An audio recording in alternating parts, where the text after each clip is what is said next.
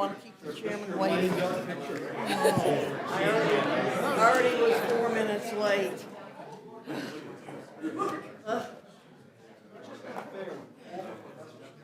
Loaded for bear. I mean, everybody's using sports analogies this morning. So. Hunting analogies? Hunting analogies. You notice how many Paul uses them? I do. Hey, good morning. The subcommittee will come to order. I appreciate folks joining us today. This is our first subcommittee hearing of the 114th Congress in the Rules Committee, and I'd like to thank my good friend, the gentleman from Florida, Mr. Hastings, for his support of this hearing. I'd also like to thank on his staff, our subcommittee staff, ranking member, staff director, Lolly Morrison, for her help, and Mr. Cody for his help on the Rules Committee, and our subcommittee staff director, Janet Rossi. This hearing before the Subcommittee on Legislative and Budget Process will examine H.R. 1610, the Biennial Budgeting and Enhanced Oversight Act of 2015, introduced by my good friend from Wisconsin, Mr. Ribble. Biennial budgeting has been a topic of reform almost since the establishment of the Congressional Budget Act in 1974, an act that I will make note was in the sole original jurisdiction of this Rules Committee that created the Budget Committee in 1974 and granted that authority. The question before us today is, can moving from an annual to a biennial budget process help Congress to meet its many deadlines in the budget and appropriations process, and can it help us to spend the taxpayers' money more wisely? Too often, congressional hearings are a stacked deck meant to highlight one side's arguments over another, but that is certainly not our purpose today. We have distinguished members of Congress from both sides of the issue prepared to testify on our current process and help us learn more about how to become more efficient and effective. I know that many of the members here are co-sponsors of Mr. Ribble's bill, and some are very strong supporters of an annual budget process instead. And I look forward to hearing both sides today. And I'd now like to recognize the gentleman from Florida, my friend Mr. Hastings, for any comments he may have. Thank you. I think my good friend is chairman of the subcommittee. That sounds good. I'd like to also echo your sentiments with regard to staff and their helping us to prepare for convening this subcommittee hearing on biennial budgeting and enhanced oversight act of 2015. Mr. Chairman, I'm very open-minded on this subject. I have remarks that may counter that sentiment, but I have very strong convictions that we're going in the right direction. And as I spoke with you yesterday, if time permits, hopefully we will hear some other voices outside of Congress on the subject. While I'm certainly not opposed to Congress debating the merits of biennial budgeting and do not believe that biennial budgeting is necessarily a bad idea, I do think, however, that its disadvantages may outweigh its advantages, and that it ultimately will not work with a budget as complex and as fraught with partisanship, quite frankly, as ours. And I think that's your objective, to try to take that partisan sting out of the budget process. I don't see how we can completely transform the federal budget process in this manner without first trying out a few test cases.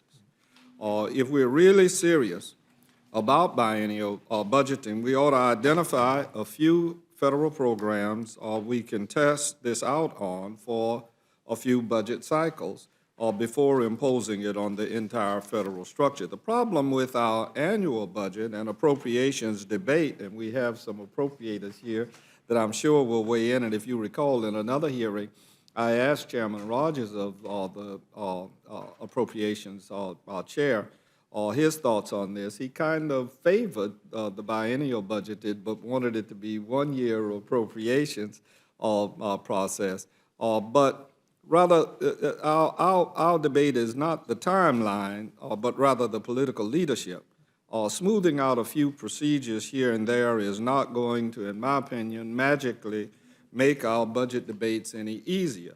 I suspect there is a correlation between interest in biennial budgeting and the level of partisanship here in the House of Representatives. If this body really wanted to, we could agree on a budget in 1 week or 1 day. But the budget is an intensely political process, and that's not going to change if we do it every year or every other year. And even in the off years, we'd still be required to make necessary changes or consider supplemental spending and argue over authorizations and other revisions. If my friends on the other side are truly committed to working with Democrats and the president to assure a smooth budget process, they would do so, rather than tying our hands in convoluted budgetary procedures. If ensuring a smooth process means that my Republican friends are not going to try to eliminate Medicare or pass tax cuts for the wealthiest Americans or threaten to default on our national debt, then by all means, let's pass these reform bills. But we all know the reality of the situation, and that is nothing is going to happen. Making the federal budget biennial will not stop the political debates or will not reduce our workload, and will ultimately result in a huge transfer of power to the executive branch. And I happen to be one who continues to argue that Congress has allowed too much of Congress's responsibilities to be placed in the executive branch, of which by necessity they will have greater leeway with the purse strings. We ought to be about the business of finding ways in the federal budget to create jobs, support struggling Americans, and ensure that we're not leaving those with the least among us to fend for themselves. More states, and these are a few stats, have moved away from biennial budgeting than towards it. Currently, there are 19 states that have some sort of two-year budget, much less than the 44 states with biennial budget cycles in the year 1940. In comparison, only 3 states have switched from annual to biennial budgeting. Now, 7 of the 10 biggest states have annual cycles. It's clear that so many states have abandoned biennial budgeting over the last decade. Therefore, I think that it's fair to say that you cannot responsibly implement a meaningful budget 2 to 3 years in advance. Mr. Chairman, I certainly thank you for holding this hearing today, and I look forward to hearing from our distinguished panel of witnesses. I thank my friend from Florida. I'd like to invite our panel up. Today we have a gentleman from Oklahoma, Tom Cole, the author of our bill, Ribble, a gentleman from the Budget Committee, Mr. McClintock, a gentleman from North Carolina, Dr. Price, and our friend from Oregon, Kurt Schrader. Our order of testimony this morning, since we're considering the Ribble bill, I wanted to start with Mr. Ribble, then wanted to go to our distinguished friend from North Carolina, and then on to our Rules Committee colleague, Mr. McClintock and Mr. Schrader. With that, I recognize the gentleman from Wisconsin, Mr. Ribble. Thank you, Mr. Chairman, and I want to thank the ranking member as well. Thank him for his comments. Anytime you try to do something significant, it comes with challenges. Those that might oppose it, that might be concerned about it. Anytime you try to challenge the status quo, it's definitely going to come with some anxiety around here. I believe that biennial budgeting reform now has 233 co-sponsors supporting it because the current budget process simply has not worked, and it's only gotten worse. Since the Congressional Budget Act was enacted in 1974, Congress has never passed both a budget resolution and all of its appropriation bills on time in the same year. Never. Not even once. It gets worse, though, in election years. Ranking Member Hastings talked about politics. In the 40-year history of the current budget process, only one time has Congress enacted a budget resolution on time in an election year. That was in 1976, just 2 years after the '74 Budget Act was signed into law. In fact, in the last 17 years, Congress has failed to even pass a budget in election years 77% of the time. These 233 co-sponsors include a majority of the majority.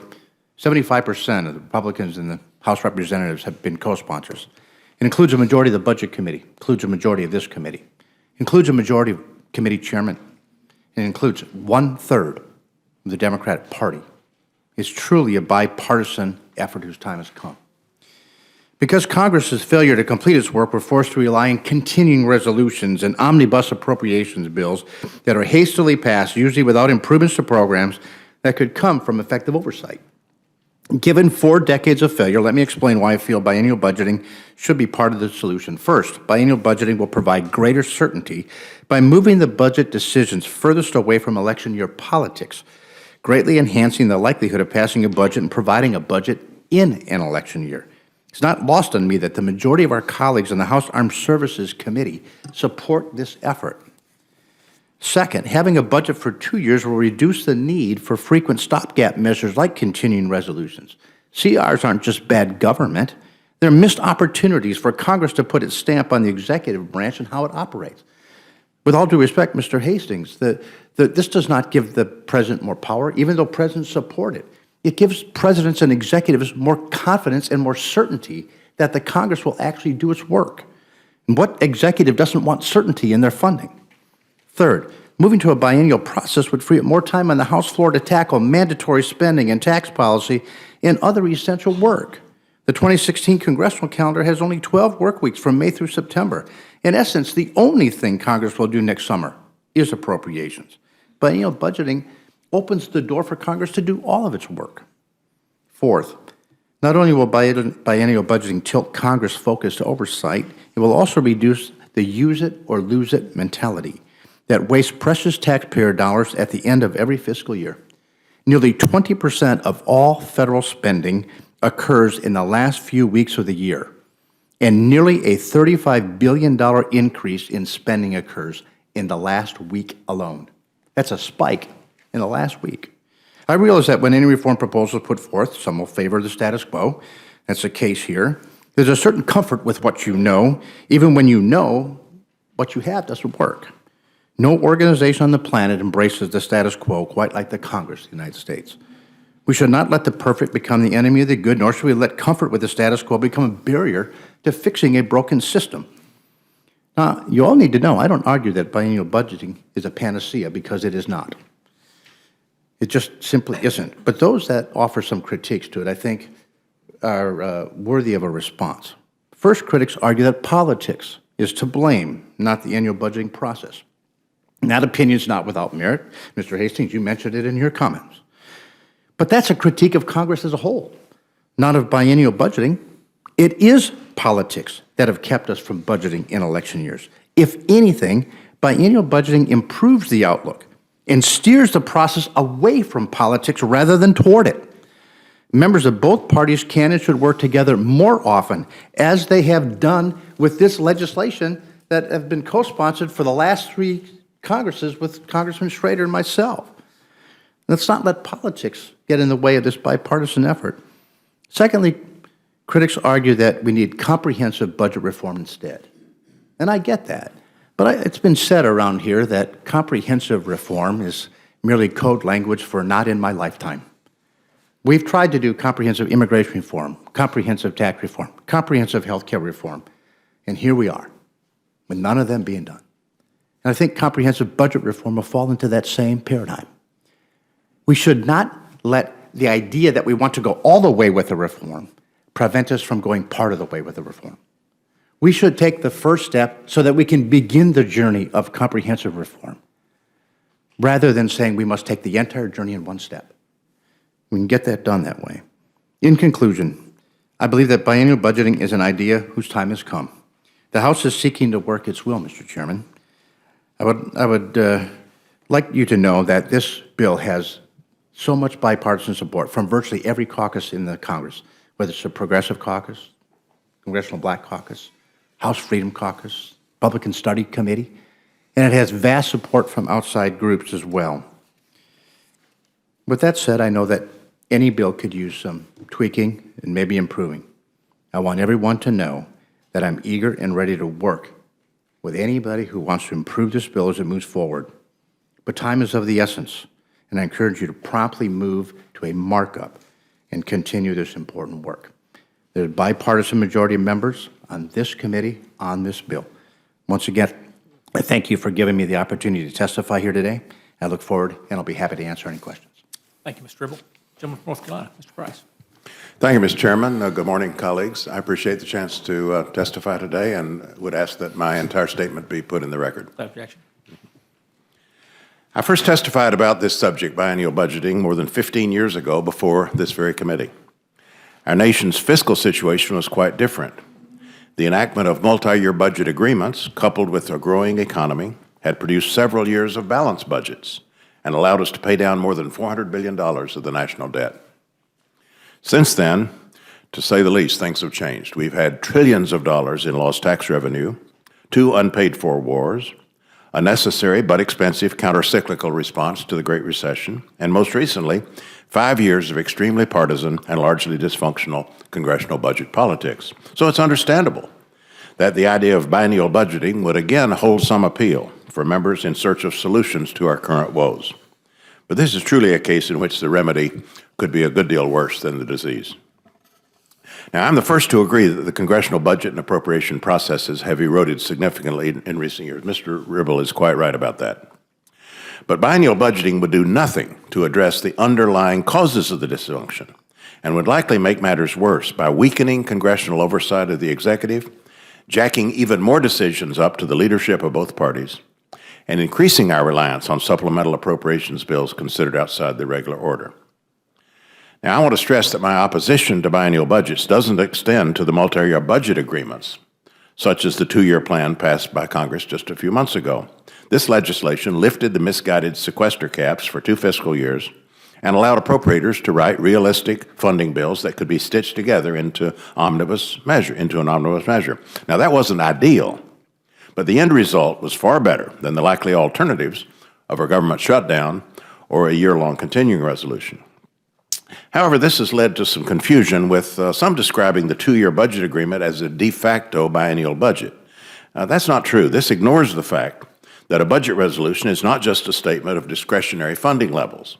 It also provides an opportunity to lay out fiscal goals, to set mandatory spending and revenue targets, to activate the reconciliation process, and to address budget enforcement procedures. So my support for the 2-year budget agreement doesn't equal support for biennial budgeting. And the agreement does not obviate the need for annual budget resolutions and annual appropriations bills. Now, proponents of biennial budgeting claim that it would free up Congress to conduct oversight in the off years. That's a very ironic claim, because the most careful and effective oversight Congress conducts is through the annual appropriations process, when an agency's performance and needs are reviewed program by program, line by line. Off-year oversight would be less, not more effective, because it would be further removed from actual funding decisions and thus reduce Congress's leverage. Supporters also note that 4 recent presidents, both Presidents Bush, Bill Clinton, Ronald Reagan, all favored biennial appropriations. Does that surprise anyone? If this suggests that biennial budgeting is not a partisan issue, it should warn us that it's certainly an institutional issue. It should be obvious why presidents would support a free pass every other year from an appropriations process that could make or break their agenda.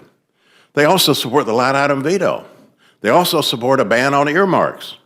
They support measures aimed at weakening Congress's authority vis-a-vis the executive branch. Now, as a senior appropriator, I'm naturally sensitive to charges that opponents of biennial budget are merely defenders of Appropriations Committee turf. I would suggest that the annual work of appropriations serves the entire institution. It serves our place in the constitutional balance of power, and that doesn't matter what the division of party control is or who the president is. The appropriations process has to be held accountable to Congress and the country, but it does serve the entire institution. And what about this accountability? I think biennial budgeting will do more harm than good. Faced with outdated and unworkable funding levels for individual programs in the 2nd year of a biennial appropriations, what's the federal agency going to do? They're going to seek reprogramming, reallocation of their budget requests. Who grants those? They're granted or denied solely by the Appropriations Subcommittee chairman and ranking member, without debate, without amendments, without votes, and without public scrutiny. Off-year budget problems that could not be handled through reprogramming would necessitate numerous supplemental appropriations bills. In fact, the whole purpose of a biennial budget could be undermined by the proliferation of supplementals in the off years. Perversely, we would have replaced the deliberative and democratic process of annual appropriations with supplemental bills that are sporadic, rushed, and heavily controlled by leadership. Finally, let me switch hats for a moment and, as a former House Budget Committee member, articulate some additional concerns that Ranking Member Van Hollen identified during the Budget Committee's hearing on this legislation. First, the bill as currently proposed would apparently make a number of changes unrelated to biennial budgeting that could weaken transparency in the overall budget process. In particular, one provision would consolidate many of the individual budget functions and show increases or decreases in spending. It would consolidate these functions that show the increases or decreases in spending by specific topics, such as transportation or health care. So further breakdowns of this wouldn't be available during the markup, would never be voted on, might make it actually harder to identify spending priorities, and it could mask proposed cuts. More broadly, an annual budget resolution forces Congress to regularly make spending and revenue decisions, or at the very least to put on paper its fiscal priorities. Relegating this task to once every 2 years could mean Congress is essentially abandoning half of its opportunities to control the nation's purse strings. So in closing, Mr. Chairman, for reasons practical as well as institutional, biennial budgeting isn't any better an idea today than it was 15 years ago. It would be a mistake to allow recent budget disagreements to lure us toward a supposed remedy that would make the budget and appropriations process less systematic, less flexible, less potent. What we must do is muster the political will to make difficult and politically costly decisions, including a comprehensive budget plan that addresses the main drivers of our deficit and our debt, namely tax expenditures and entitlement spending. So I urge my colleagues to reject the siren call of biennial budgeting. Thank you. The gentleman from Oklahoma, Mr. Cole. Thank you, Mr. Chairman and Mr. Ranking Member. It's great to be here in this capacity before you. And in the interest of time, I almost feel like I ought to just say amen and ask that Dr. Price's excellent testimony simply be repeated as my remarks, because I couldn't be more in agreement with the many points he raised. But again, thank you for giving me the opportunity to testify. Every year, Congress seems beset by the same problems: missed budget deadlines, delays, late appropriations bills, an inability to pass authorization bills, and runaway mandatory spending.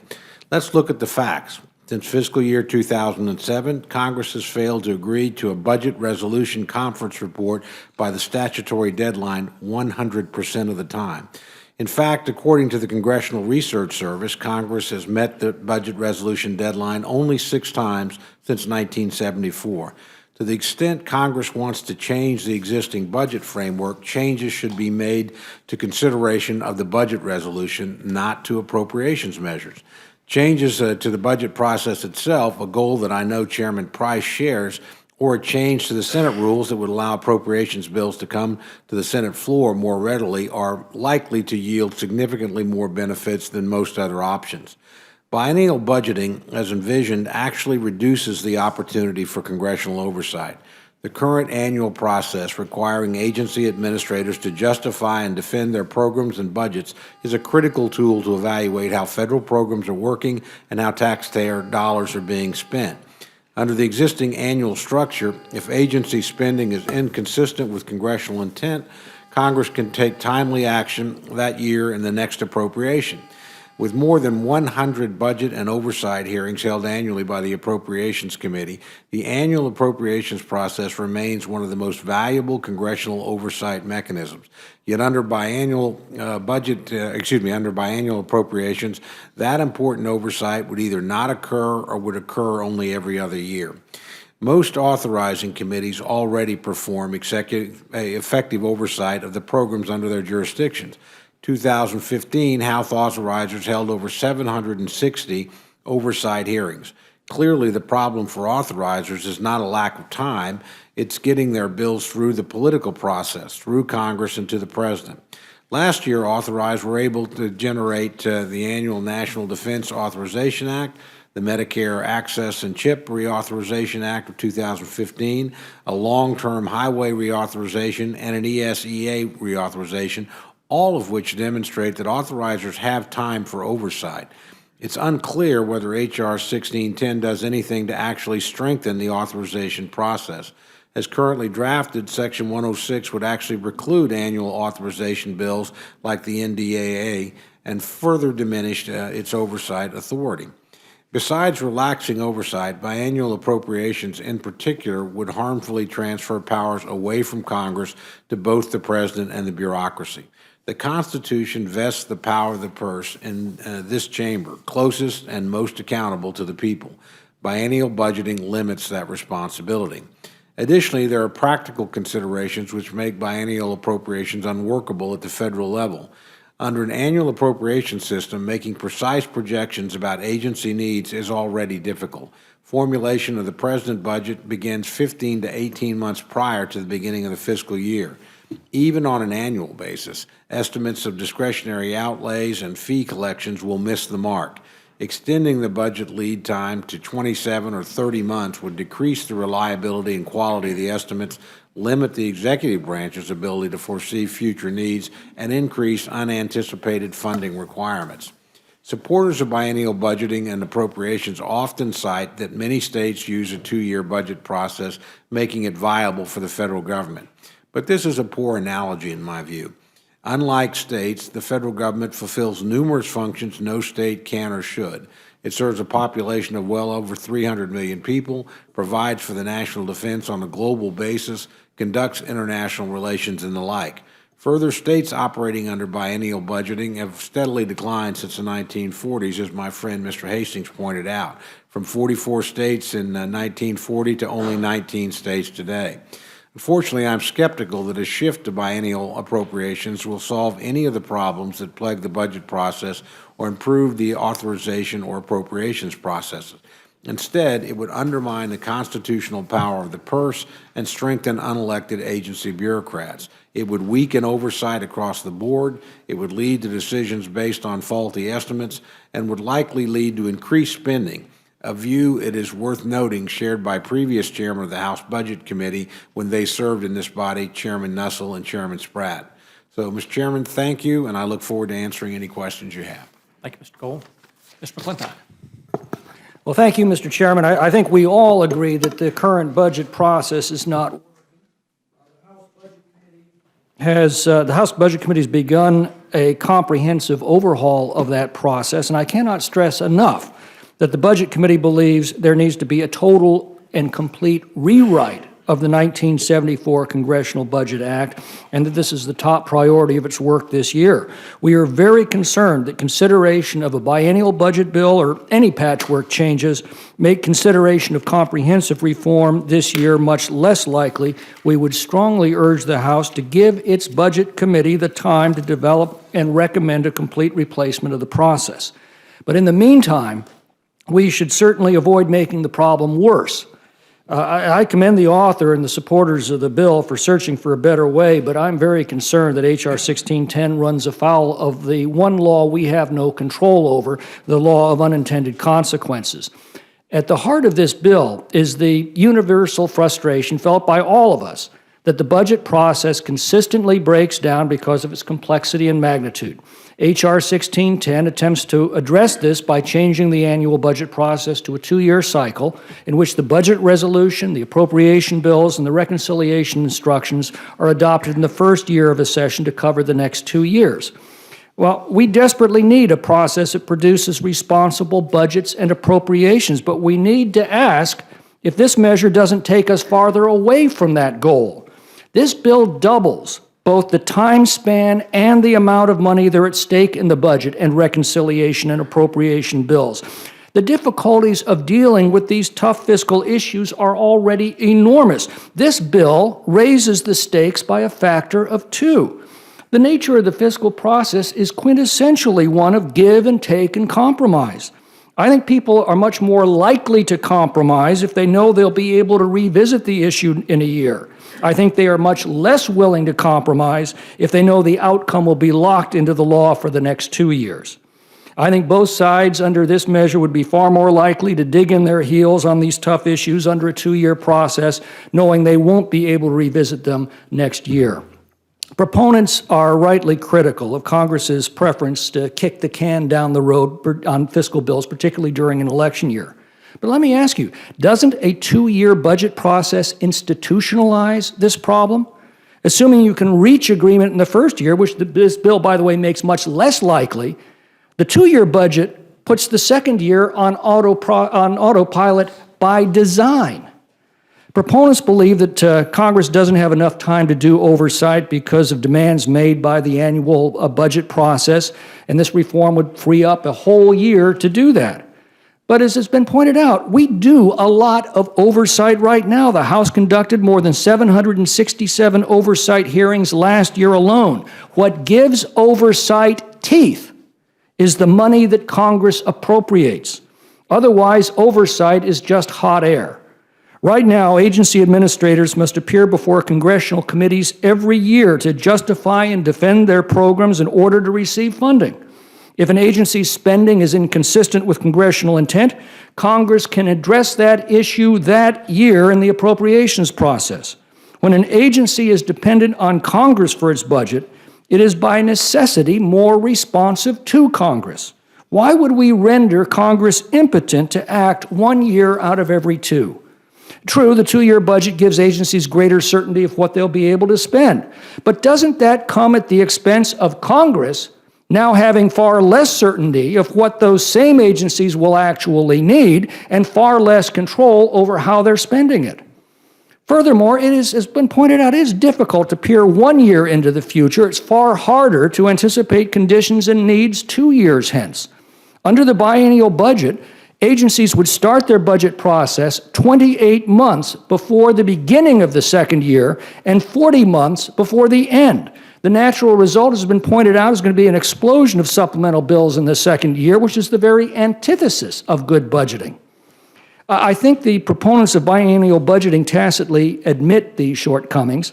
We've heard the suggestion to modify the proposal by retaining the annual cycle for reconciliation and appropriation bills and only imposing the 2-year cycle on the budget resolution. But the irony is, the budget resolution hasn't been the big problem. In 32 of the last 40 years, Congress has enacted a budget resolution, albeit sometimes slightly late. The appropriation bills have been the heavy lift.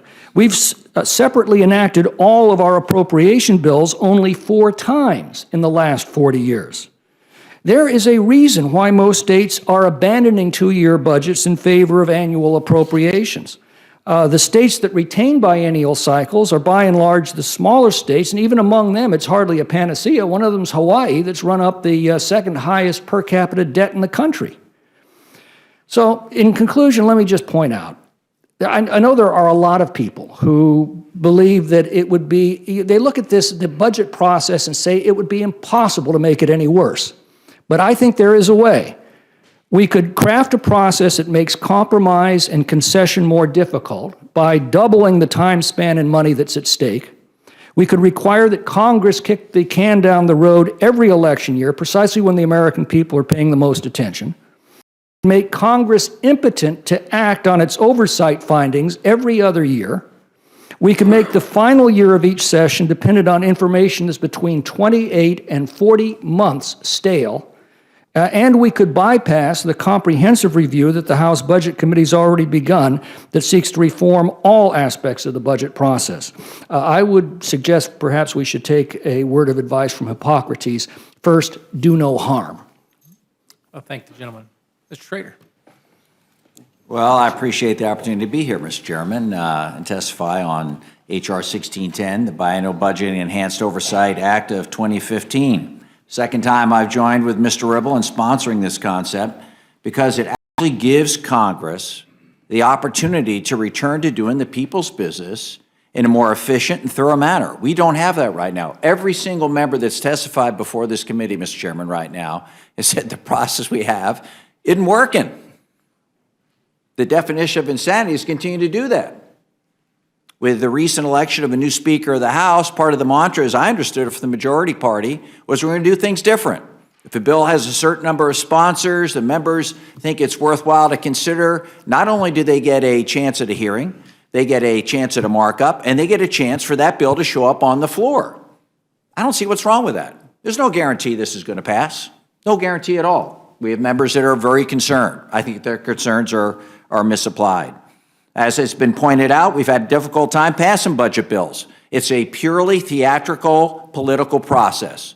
You yourself have served on the committee, Mr. Chairman. Mr. Ribble and I have, members here. You know, it's unfortunate. I was co-chair of the budget process for my state of Oregon for 6 years when I was in the state Senate.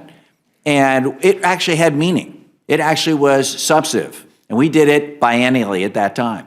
We made sure that we set targets so that agencies knew what they were and we could hold them accountable more so in the off years than has been implied so far. The last session of Congress, I think, is a good point to go from. We were able to pass a lot of good things bipartisan manner. There's an opportunity to do good work together. Doc Fix, rein in the intelligence gathering, NCLB finally reformed, long-term transportation bill, implement some Social Security disability reforms. I think those are great things, and this has been done in a highly partisan atmosphere. But yet the budget process still is dysfunctional. I don't understand why we would want to fight this battle every single year. Most businesses and responsible households have a longer time frame for their budget. They don't budget year to year or 6 months down the line or retroactively like we seem to do with a lot of our tax issues. They actually have longer term budget horizons. You can appropriate in between, you can make changes. We did that in Oregon when needed. But there's a certainty out there that this budget process lacks right now that good business sense would indicate is totally irrational and not helpful at all. There is no certainty. Biennial budgeting will allow the agencies to do their job. I would respectfully suggest to my appropriations colleagues here that when I was in the state legislature, my agencies in Oregon spent a lot of time preparing with their dog and pony show before they came before us. They actually spent time in their offices testing and role-playing, how they'd respond, all this stuff. Is that what you want your agencies to do with your taxpayer dollars? No, you want them to actually be doing the job you've assigned to them. I'm a big fan of the appropriations process in the United States Congress. It's one of the few areas where there has been historically some pretty consistent bipartisanship when it gets to making those tough decisions. I laud my members who are on that committee. It's pretty impressive. But that, unfortunately, does not have to go away. In the off years, there's an opportunity, I think, for these members to actually work a little closer together. When I was co-chair of the budget back in Oregon, not only did the agencies have certainty to do the job they were assigned to do, they knew they were getting reviewed. We could judge them on their outcomes, not whether I liked that program or not, or I was personally invested in it, but did they produce good results? And in the off years, we could delve very deeply into the program, not just the oversight committee, but members of each of the subcommittees could go and look deeply into those programs that weren't performing like they were told to or expected to. That's the power that the appropriations people will have as a result of going to biennial budgeting. A much more thorough investigation rather than just deciding if there's a slight increase based on inflation and caseload from the year before and whether they or someone in leadership likes their program. I think it will empower these folks much more dramatically than what we're seeing right now. We're not going to see comprehensive reform. My good colleague from Wisconsin has pointed that out. I respectfully disagree with my good colleague from California. It's not going to happen. You know, frankly, the majority is not inclined towards comprehensive reform. I'm not sure I agree with them on all those cases, but something of this nature, let's do it. Let's do something that we know will systemically change how we do things in a positive manner. I think it gives much more power to the legislature, much less to the executive, because we're going to be going deeply into these programs. The executive branch, yeah, they want this sort of thing to happen because they want to have their agency be able to do the work. If they're coming before us and we're spending 6 months every year with this dog and pony show, they're not going to be able to do the work. And if we're just looking at the top lines, we're not going to get the information we need to protect the taxpayer and give them what they need, which is good budgeting process. I'd respectfully suggest that with the limited budget dollars we have available to us, that we give the agencies a chance to do their job and then hold them accountable every time we can. There's nothing that says in this bill appropriations people can't meet on a much more often basis to do what they need to do. And thank you, Mr. Chairman. I thank the gentleman from Oregon. We have a lot of folks who come and testify in front of this committee. Some folks have found their passion recently. Everyone on this panel has found their passion long ago, and and shares it. I'll ask the sponsor of the bill, my friend Mr. Ribble. I heard Dr. Price say, distinguish between biennial budgeting and these two-year budget agreements that we've been operating under now for 4 years. But it seems to me, those of us who have frustrations with the inability to get the appropriations process finished on time or even finished at all, this oversight that we talk about is only valuable if it actually occurs. To the degree we're governing with continuing resolutions, I would argue we're not experiencing any of that oversight that the appropriations process should provide. To Mr. Hastings' point about finding some test cases, can we use this biennial budget agreement that has been crafted as the test case for whether or not this will lead to a better appropriations outcome? We're already into the third year of a biennial agreement, quite frankly. We had the Ryan Murray agreement and then the agreement that Speaker Boehner negotiated.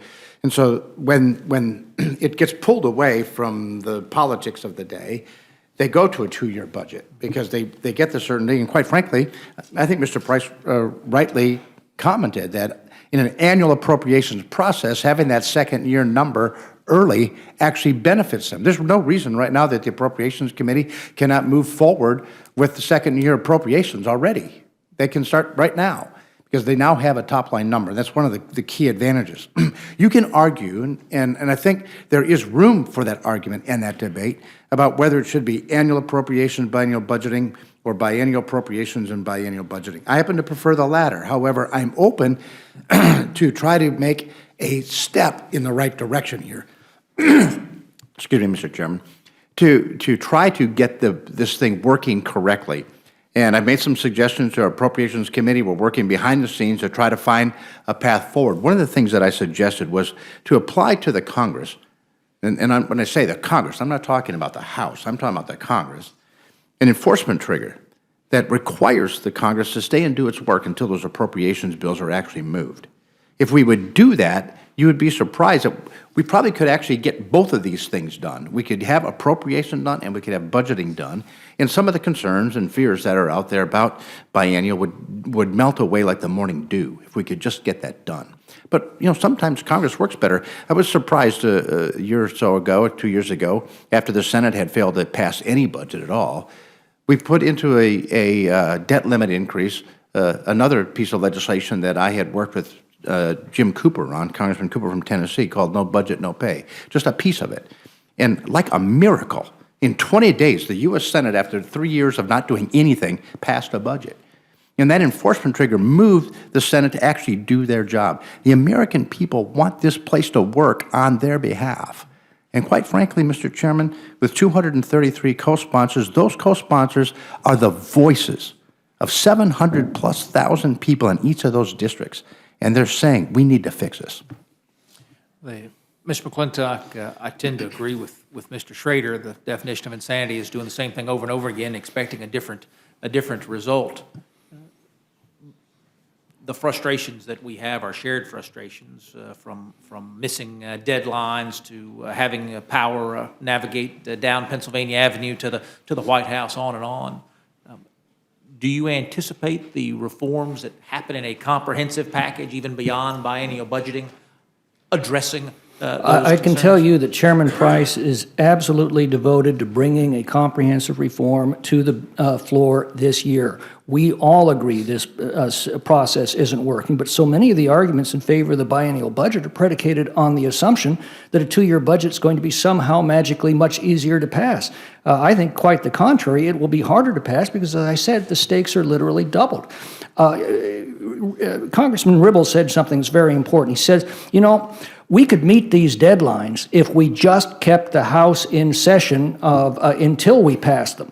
I've seen that in the state legislature in California. We can't negotiate and make all of the discussions that are necessary if we're scattered to the four winds from one side of the continent to the other. I think that's a tacit admission. It's not the annual budget process that's at fault. It is other matters, such as those that allow the Congress simply to pass the deadline and go home. You keep us in session day after day, I'll guarantee you we'll work out an agreement. Like I said, I've seen it in California, and those were in the days when it required a 2/3 vote to pass the annual budget. It's been. The annual budget, annual I might add. It's been 20 years ago this year, the last time Congress passed all the appropriations bills before the end of the fiscal year.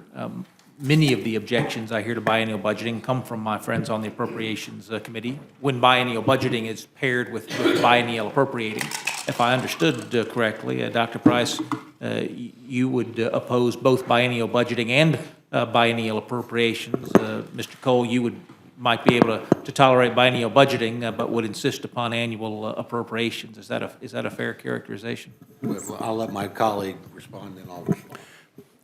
I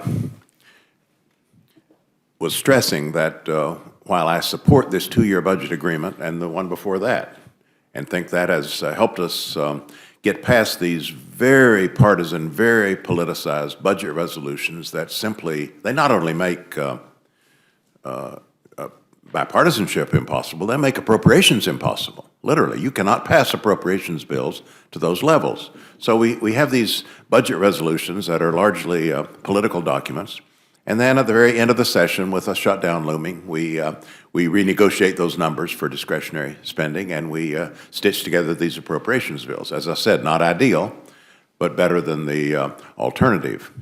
Now, but those are simply those budget agreements consist simply of an adjustment in the discretionary spending caps.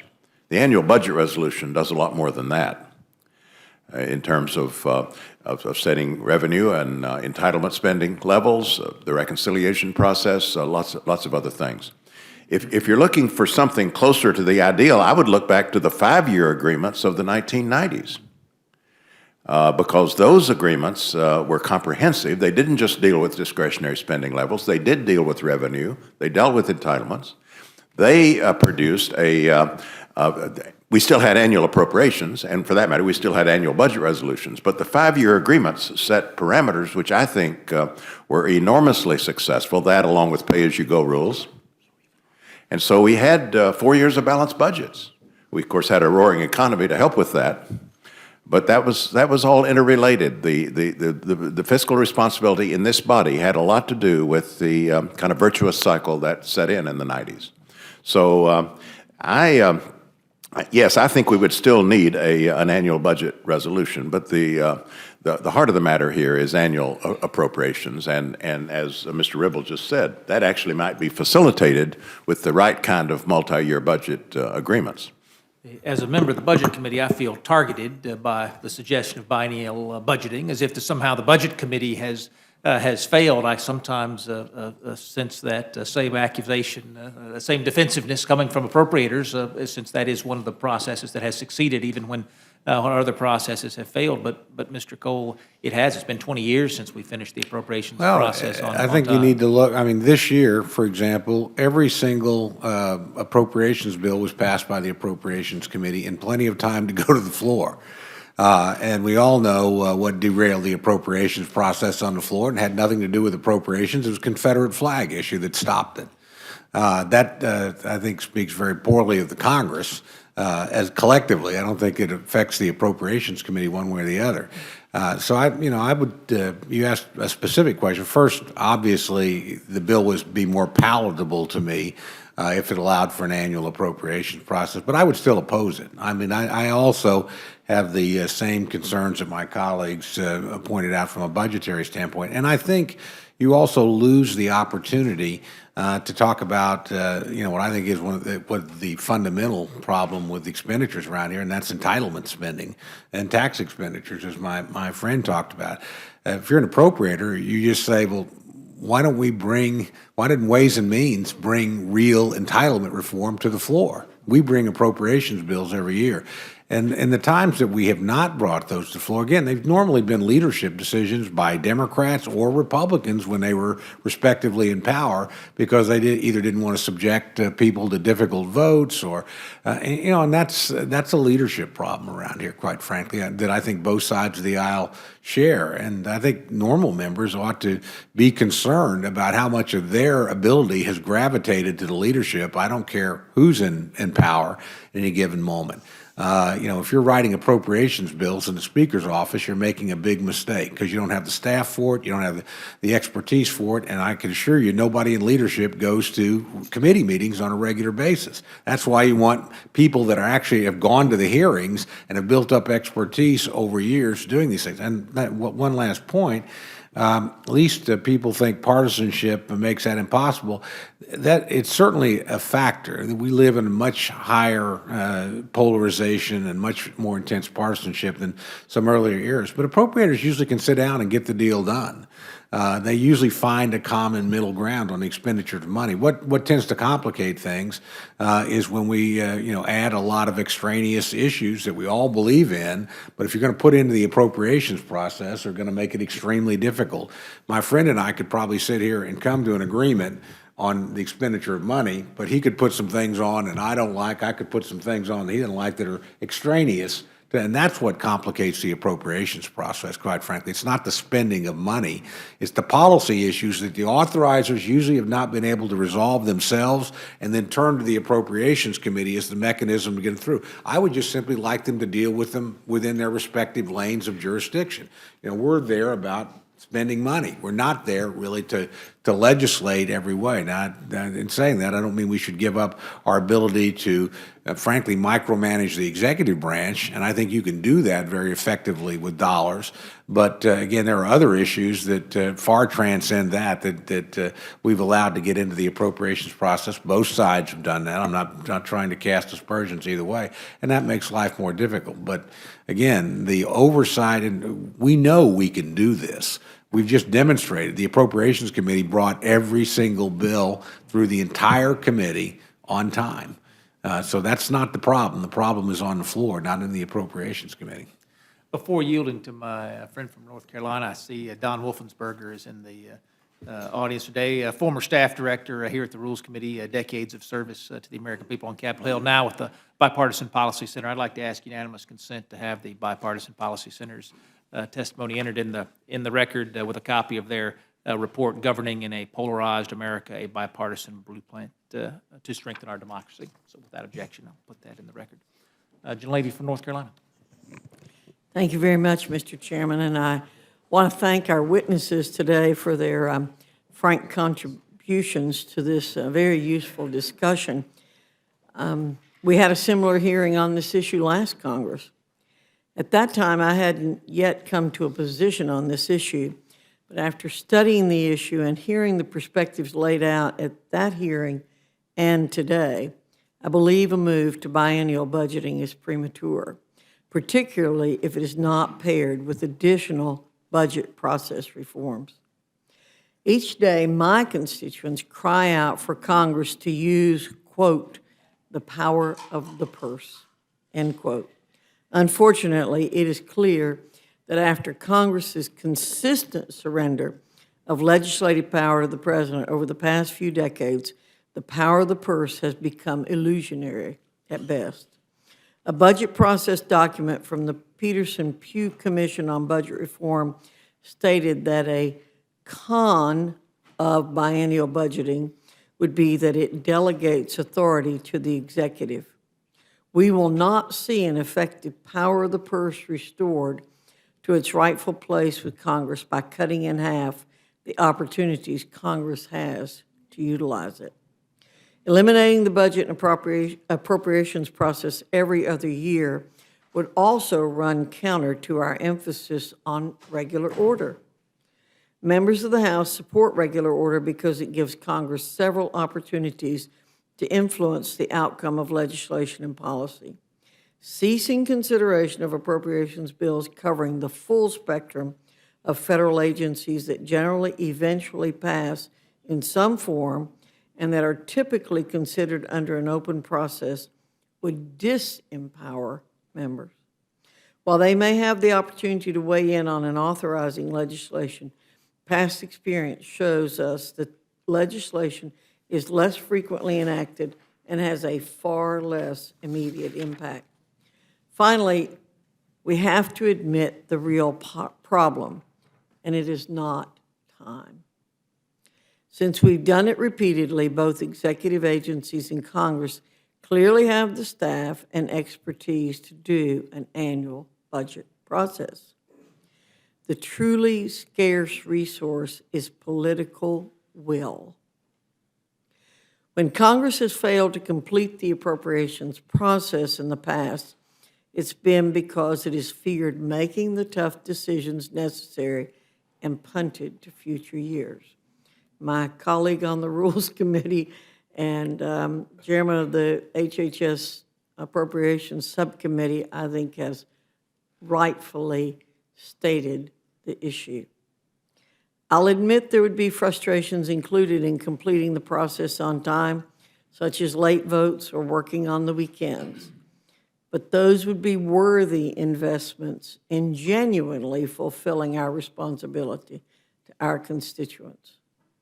There are certainly reforms to the budget and appropriations process that could make it more effective, such as reconsidering the number of appropriations bills or implementing no budget, no pay permanently. I'm very supportive of the Budget Committee's work to reform the Budget Act and hope we are able to strengthen Congress's role in the budget process and produce pressure points that force Congress and the President to confront our fiscal realities. Perhaps in that context, a discussion on biennial budgeting could have merit, but it must be accompanied by the President's return to Congress, the power of the purse, and acceptance of new limitations on his authority. And I agree that this is not a partisan issue. It is not associated only with this president, but with all presidents. So I, again, thank my colleagues. I think already the testimony has raised some important new issues on why don't we have Ways and Means bring entitlement reform to the floor for us to deal with. I'm frankly tired of explaining to people that our real problem is not the annual spending, which is only 1/3 of what we spend each year, but is truly in what is called the automatic pilot spending that's going on. I hate two words that are used often, and I really won't even say them. One is the M word, and the other one is the E word. And I honestly don't like those words at all because, again, they're not in the Constitution. We have the discretion every year in this body and in the Senate to decide what money should be spent. And frankly, we should be doing that every year instead of putting anything on automatic pilot. I am, my first month here, I made that speech. I couldn't believe people were talking about how we divide these two spending pots. But anyway, I think it's really important. I think it's very important that we highlight this every chance we get for the American public and that we be held accountable to do something about this. I'm big on that, too. I do have some questions I'd like to ask, and I'll start again with my colleague from the Rules Committee, who's also on the Appropriations Committee. Mr. Cole, those who have concerns with biennial budgeting, and some of that has been talked about today, I think should identify other potential improvements to the process. But you're so intimately aware of the existing process. Would you make some other suggestions on ways to improve the appropriations process? I think the issue that was brought up today about doing something about the bills that are on automatic, or the spending that's on automatic pilot. But would you make some other suggestions? They'd be very technical, and really, I think, around the edges. I'd like to see all the amendments pre-printed, and so that we know what's coming. I think that makes it easier to estimate the amount of time. I think it minimizes the tendency to do got you amendments, although I think they're going to happen. I mean, members have to have the courage to vote up or down. on things. And if you want to bring something to the floor under an open rule, then the other side or people with a different point of view on your own side are going to have the opportunity to ask difficult votes on amendments. That's fine, but you have to have the courage to do it. Second, this is just me, but I would never allow a continuing resolution. I would get rid of that. That is the big abdication of responsibility. And I will tell you, 3 years ago, when we operated by a continuing resolution, and as my friend pointed out, there was a big difference between an omnibus and a continuing resolution. I mean, an omnibus, those bills have at least all gone through committee, have all been subject to amendment or negotiated. It's not an automatic pilot sort of thing. But, a number of years ago when we did that, and I say this with no particular animus toward anybody, but the Appropriations Committee wasn't even consulted. That was a leadership decision to do a continuing resolutions without talking to the chairman of the Appropriations Committee. They had no idea what they had given up. They had no earthly idea how much power they had ceded to the executive branch. The only thing they had control of was a top-line number.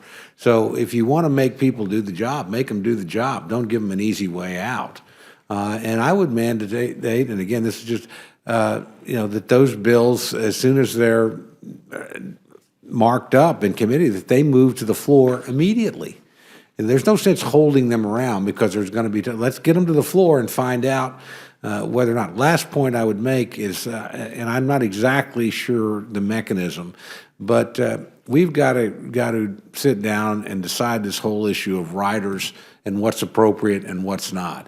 Again, it's appropriate to me if we're talking about managing money inside of an agency. If we're attaching lots of other things to them or limiting that agency, that's fine.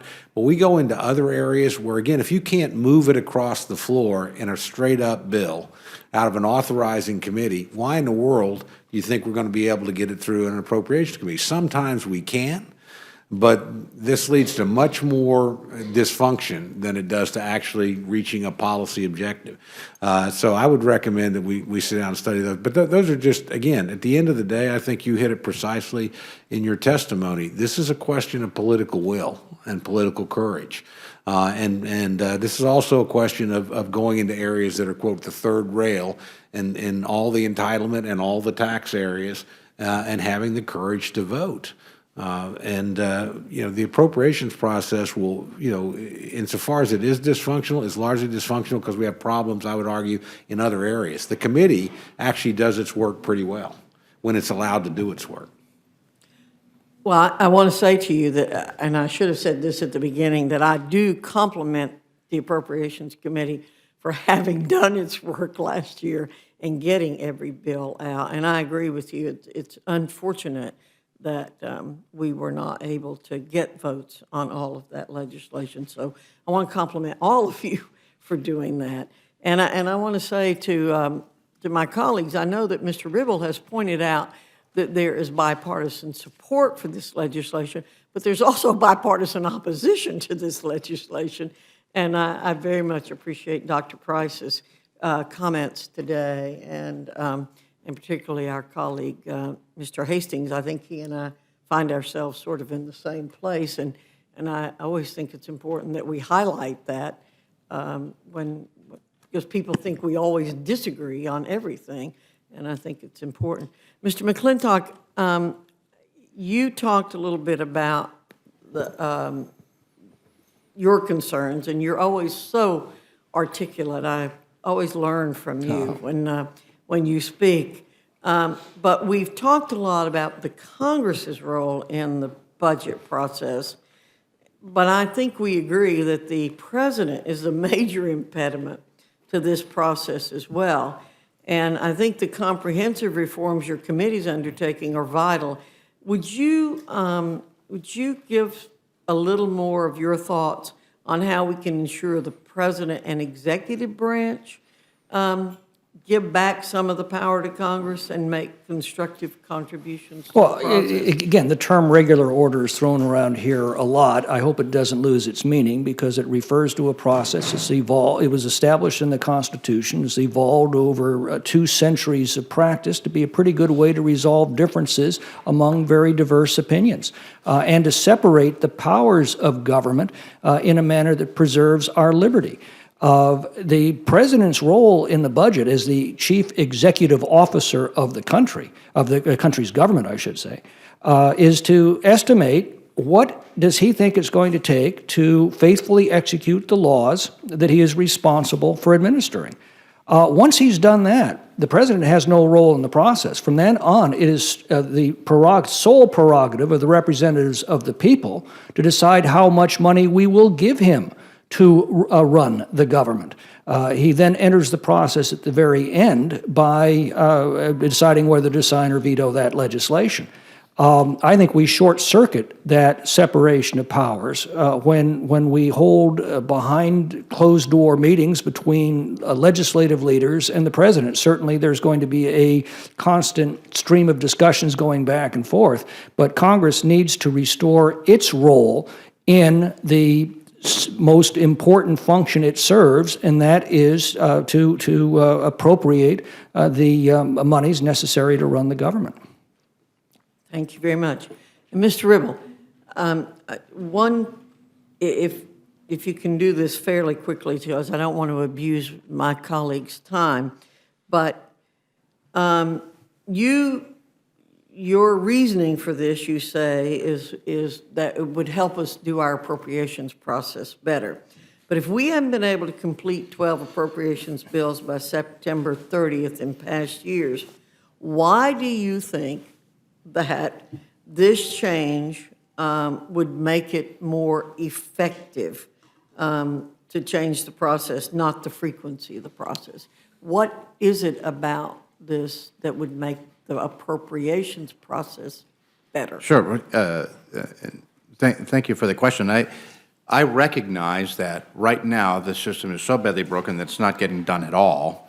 I would accept the fact that under a biennial appropriations and biennial budget system, that it might actually take a bit longer to get done. If you would add an enforcement trigger that requires the Congress to put in the requisite number of days to do the American people's work, there's adequate time in the calendar to do this work, whether you're doing it annually or biannually. The one thing that amazes me in all this is the lack of acceptance of the fact that the bulk of this is arithmetic. And it really is just arithmetic. And arithmetic's not all that complicated, to be honest with you. You're adding and subtracting, and you're adjusting the numbers based on requests from the executive branch. And so the time that we have is there. We choose by our congressional calendar to not put the will of the American people first and their priorities first in our calendar, but to put the members' convenience first in the calendar. All we have to do is change the calendar, and we would have the time. Mr. McClintock very articulately stated this just moments ago. And so it's not for lack of, I hear the lack of will and all that. I get all that a little bit, but we put ourselves deliberately in a 3-day work week. And when you have a 3-day work week, you're not gonna get stuff done. Maybe we should do what the American people do, work 5 days a week. And sometimes if you don't get work done, work a little bit overtime. And actually do the American people's work. There's time to do it. It's mathematics. Well, thank you very much, but I will have to tell you that I work a 7-day week, and I really do take offense at the notion that you have to be in Washington to be working. I do not believe, I work just as hard on the days we are not in Washington as when we are in Washington. And so I get very frustrated by that approach, that if we're not in Washington, we're not working. Duly noted, Madam Vice Chair. The problem is when we're gone, we turn it over to staff and we turn it over to leadership rather than to members. Well, but again, please don't keep saying to the American people that if we're not in Washington, we're not working. Because I think most of us, when we're at home, are listening to the people we represent, participating in activities that are important for us to participate in, and learning the kinds of things that we need to learn. Because everybody can't come to Washington to tell us what it is we need to know. And so I really do take offense at the fact that we have to be in Washington to be working. And I think that that hurts the image of the Congress of the United States and is one of the factors that makes us have such a low rating. Frankly, I cherish the time in the district, not because I'm home with my family, but because I am with the constituents. And so I think we can walk and chew gum at the same time. At least most of us can. Thank you. Yeah. Although our history would prove that we're not. The lady yields back. Gentleman from Florida. Mr. Hayes. Thank you very much, and I don't mean to beat up on Mr. Ribble, but this past weekend, I happened to go to, on the same day, running errands to the bank, the grocery store, and to the cleaners. And in each place, I wound up there as many as 15 or 20 minutes talking with people who had all sorts of questions, and I'm sure you have the same thing. So really, our job is almost 24/7. But I take your point, and I'm sure Dr. Fox does too. But I join her in saying that, the one point that you made that I really like is that we should do overtime, and when we do overtime, I think we should get paid time and a half. I wouldn't go that far. Or maybe we could get some support. Mr. Chairman, thank you so much for entering into the record the information that Mr. Wolfson brought to us from the Bipartisan Policy Center, and I think it's very informative. Additionally, I'd like to compliment our witnesses. We have a rule that witnesses are supposed to prepare and present their testimony in advance of the hearing, and it helps us to be informed. And in this case, the outstanding witnesses that have appeared here, our colleagues have done that, and I can say to them that I read their testimony and heard their testimony as well, and I'm deeply appreciative. Mr. Chairman, if you permit me just a moment of personal privilege, joining my staff this week is a young lady from Australia, and there's a program, I don't know how many of you participate in it. If you do not, then I would urge that you give consideration to it. It's Unicapital Washington brings Australian students here to work with Congress people, and there usually are as many as 15 of them, and I've had the good fortune for 7 years of having one of those interns, and today Liz Brumby from Melbourne is one of those people that have joined us, and I might add, she informed me that Australia has annual budgeting.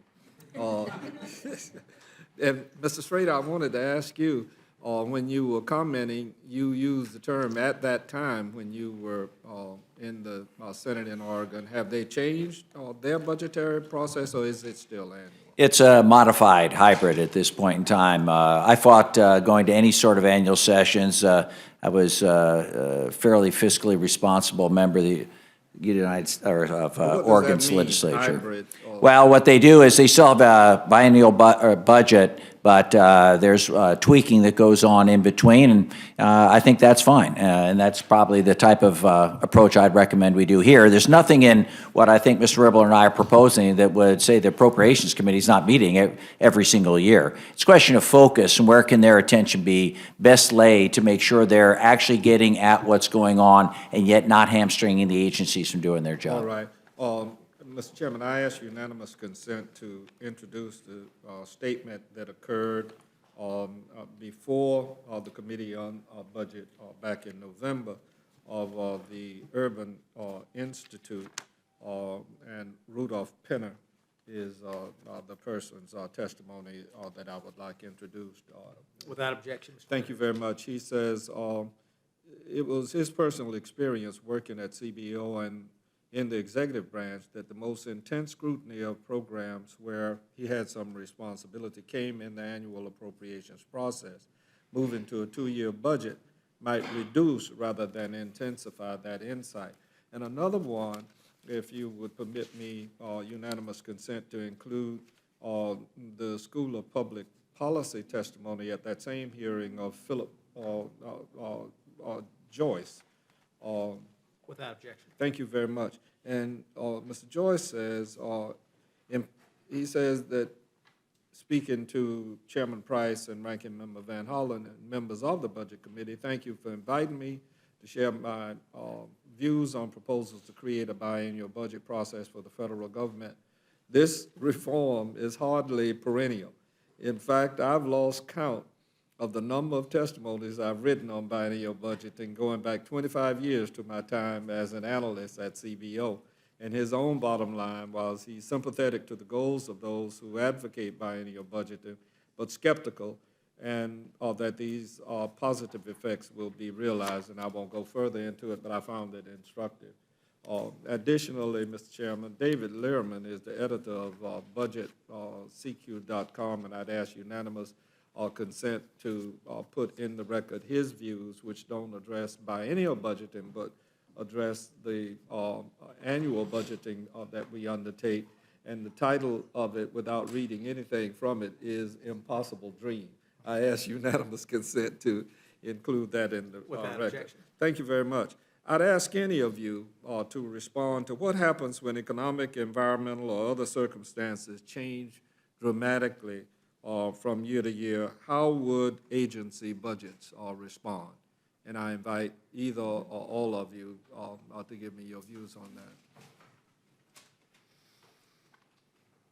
I'll go ahead and take it, All right, the same way they do right now. okay. There'd be no difference, and the Congress doesn't give up its power of the purse under biennial. It simply can rescind money, it can reprogram money. The Congress can do what it wants if they can get 218 members in the House and 60 members in the Senate to agree and send it to the White House. But in fact, Warren, that is the antithesis of good budgeting. Ad hoc, patchwork, temporary measures are the absolute opposite of what good budgeting is. You know, to continue Mr. Schrader's analogy from earlier, that family that's run up an enormous debt, that's struggling to make ends meet and finally goes to a credit counselor, that credit counselor is not going to say, well, let's take a look at what you're planning to make 10 years from now and let's spend it now. What that credit counselor is going to say is, how much are you bringing in this month? How much are you spending? And let's sit down and try and figure out how we can bring those two together. You do it on the shortest possible basis. You don't expand it because, as Yogi Berra once said, predictions are very difficult, especially when they involve the future. Well, what that credit counsel, all due respect, my colleague from California, what that credit counselor is going to tell them is a plan to reduce their debt over a period of time. He's going to give them a budget horizon that is going to be working and more meaningful to them. That's what we're talking about here with biennial budgeting, setting a time horizon for the big investments that aren't going to change every year.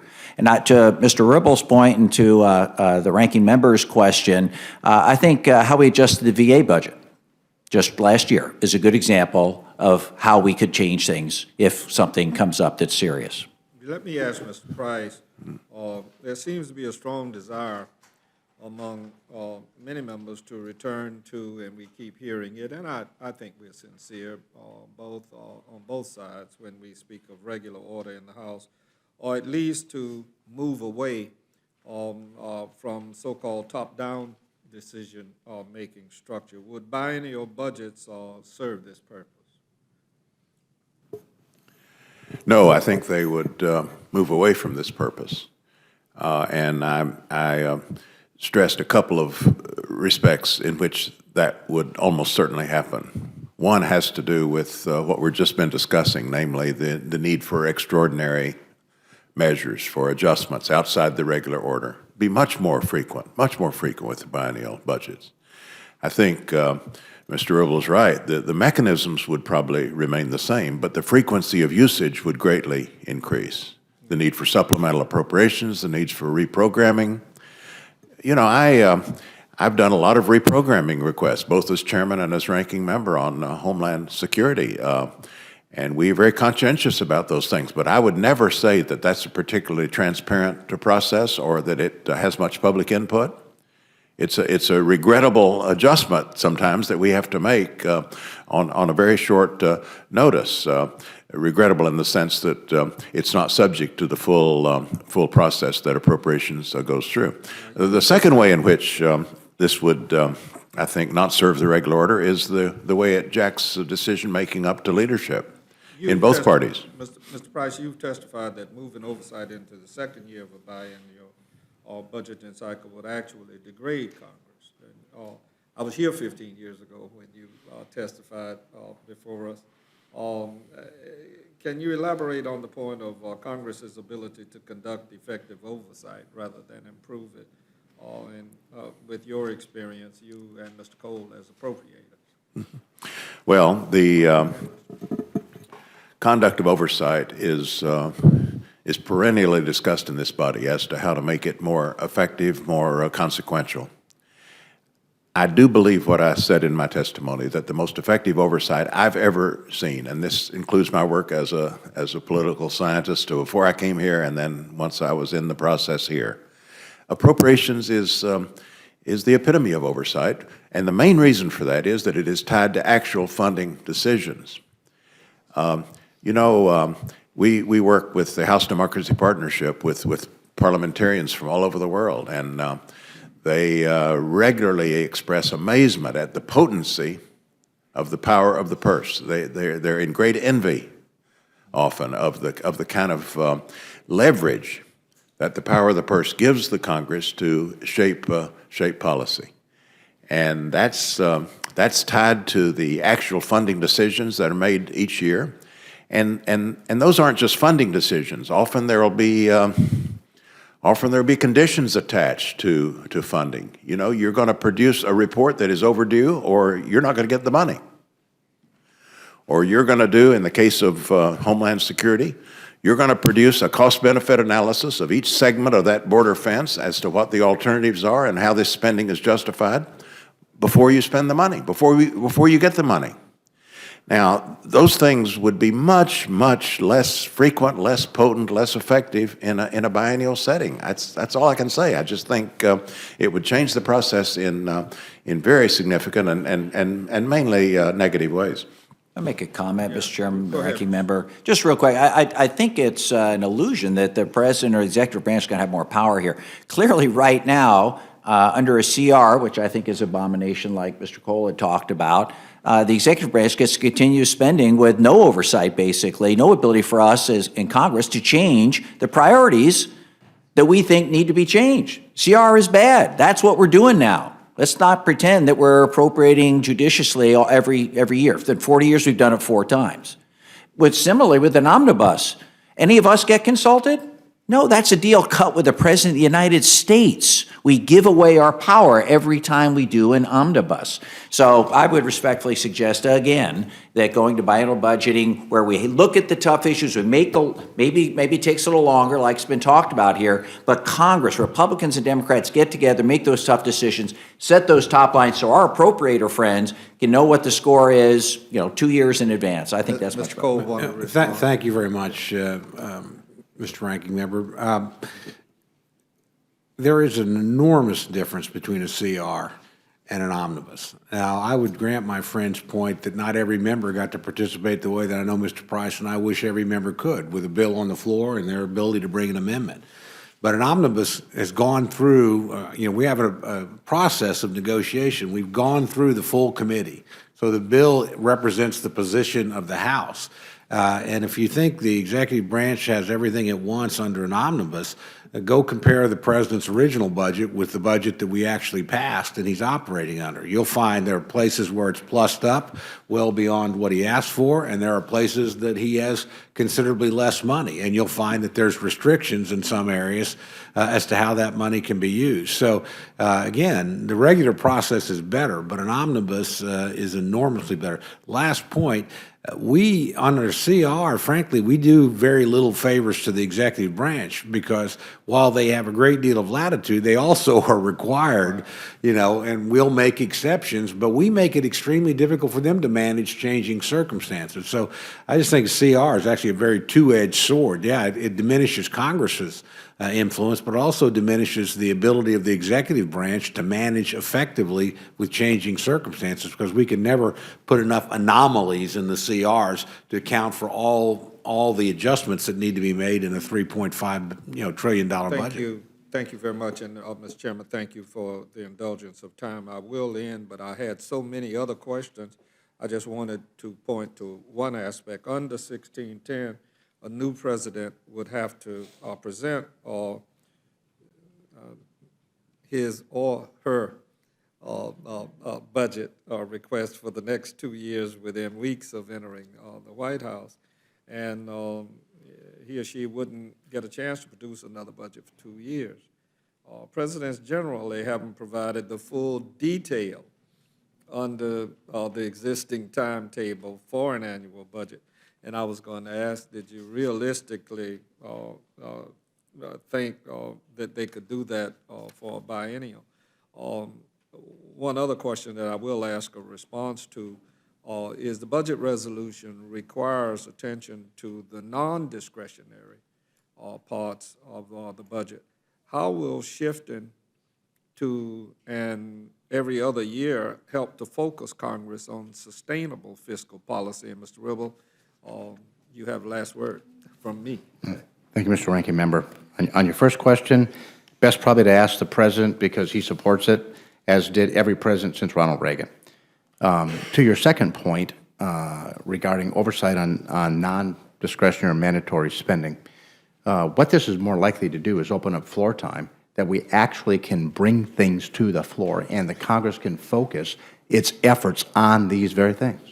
All summer, literally all this summer, we're going to spend every single week doing appropriations, and it's a very important piece of work that this body does. We have 81 work days here in Washington, D.C. this year. 81. That's it. And so getting to what you need to get at, you get at by opening up that congressional calendar so that you can do it. Thank you, Mr. Chairman. Gentleman yields back. Gentleman from Alabama, Mr. Burns. Yeah, thank you, Mr. Chairman. And I want to say to the panel, I've been in Congress now 2 years. This has been the best discussion that I've heard since I've been in Congress, and I appreciate the quality on all sides. Let me get right to my questions. Mr. Ribble, I'm a co-sponsor for your bill, so you know how I feel about it. But Mr. Hastings made an interesting proposal. I'm not sure it was a full proposal, but it was an interesting thing to consider about trying this on some part and not on the whole part. One of the things that caused me to be a co-sponsor for your bill was that I'm on the Armed Services Committee. And I hear from the folks at DOD all the time how difficult it is for them to do their jobs, knowing 1 year at a time, particularly buying major weapon systems that will last several years. So what about the idea of starting with just defense on a 2-year cycle? See how that goes, see if that works. Is that something that undermines completely your concept, or is it something we could talk about? I don't know the answer to that question because you're the first person that's brought it up. But I would refer to Chairman Thornberry and maybe start by asking him the question: would you prefer a 2-year authorization bill? You know, there's always this discussion about whether does the budget line up with our authorizations, and it doesn't. It does in some cases where you do annual authorizations, but we just passed a 5-year authorization highway bill, 5-year farm bill. And so we often authorize things that go beyond the budget window or go less than the budget window. But I can tell you the House Armed Services Committee in large numbers have supported this idea for the very reason you just articulated, particularly on large weapon systems that you want to buy over time. That broader window certainly helps our Department of Defense sourcing agents to save dollars there. Well, as we go through this, since Mr. Hastings made that as just something for us to think about, it's something for us to think about. I hope you will. Mr. Schrader, I have a question for you. Boy, you had me going right with you till you got to the end of your comments. And your point is that if we're doing this every 2 years, that in the year that we're not doing it, the agencies are able to do their job. There's some of us in Congress that are really worried about what the agencies are doing when they're, quote, doing their job. One of the criticisms of a 2-year approach is that it detracts from Congress's ability to provide true oversight, some control over what a lot of us think are just out-of-control departments and agencies of the federal government. So I didn't want you to have made that point and started to lose me on your point without an opportunity to respond. I appreciate that very much. And my whole point, and I speak from experience, there's a lot of theories going around, a lot of nice papers from think tanks about what this may or may not do. I experienced biennial budgeting in the state of Oregon. And I changed the budget process from one of just looking and doing the caseload up or down a little bit, depending how I felt about the budget of that agency at that point in time, to one where it was outcome-based. They had certain goals they had to hit, certain parameters they had to hit at certain times. And while the budget year, when we were doing the appropriations and budget together, it was all-consuming just to get through all the agencies in a thoughtful manner, like I'm sure our appropriations friends do and our budget committee members try and do when they do the budget. Just very difficult. And to get into the details of the program, to hold those agencies accountable, that was almost impossible. That was almost impossible to go into the programs in any degree of detail. Now, I know we have more staff here in the United States Congress, we probably did in the great state of Oregon, but to get into that level of detail and hold those agencies accountable, this outcome-based budgeting done where you had the biennial budget and you were able in the off years as the Appropriations Committee, or perhaps even some role for the Budget Committee, to really get at how is this going? How are they using their cell phones? How is that one weapons system actually going? I have some real concerns. Let's have some hearings on that. That's when my guys could get into the meat of the budget and really hold these guys accountable. If there's a problem, we would change that appropriation based on what we would find out through our investigations. It actually, in my experience, provided a much greater accountability for the agencies without, frankly, hamstringing them from their day-to-day duties that our kids, our seniors, et cetera, depend on them for. Thank you for that. Dr. Price? Dr. Price was one of the most eminent professors at Duke University when I was there, and I want to point out he was very, very, very young at the time. You were good. How did you get all that gray hair? I didn't have this till I came to Congress. You taught your students to think on both sides of issues, so sort of challenge that side. Let me challenge you a little bit. Clearly, you would agree that what we're doing now is not working. So let me ask you, if their proposal will not fix the problem we have now because it's not working, what will work?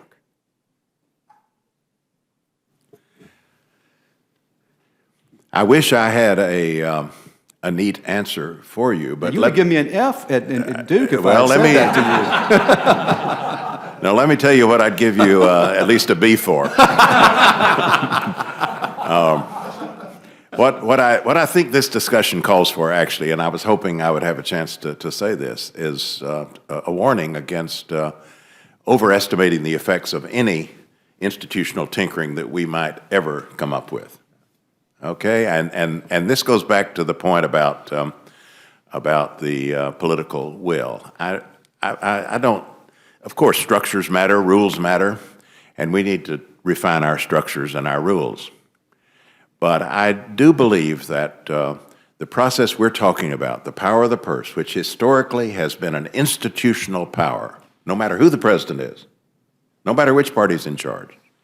And it's an institutional power that I think demonstrably has worked better when it is not highly partisan, when it's cooperative, when the institution presents a united front. That process is extremely difficult under conditions of sharp polarization, okay? And that's what has made appropriations difficult for a long, long time, especially the last 5 years, but before that. I remember as Homeland Security Chairman, I remember a markup being canceled on 2 hours' notice because of fireworks to come in the full committee. And I disagreed with that political caution that was expressed on our side of the aisle. I understood it, but I disagreed with it. And just to differ a bit from what my friend Mr. Cole said, he's right, of course, is that we can often agree on the numbers and that the riders, the extraneous riders, are the problem. But I do think with these budget resolutions we've had in recent years, the numbers are also a problem. I'd say there are 3 areas where political polarization really makes our work hard. Yes, the riders. Secondly, the amendments that come up with the bills. For years, bipartisan Homeland Security bills were rendered partisan by virtue of amendments, usually on the issue of immigration. And the kind of political restraint, political compromise that was required to avoid that outcome simply wasn't forthcoming. And so these bills became partisan bills where we had worked for months on a careful bipartisan basis. There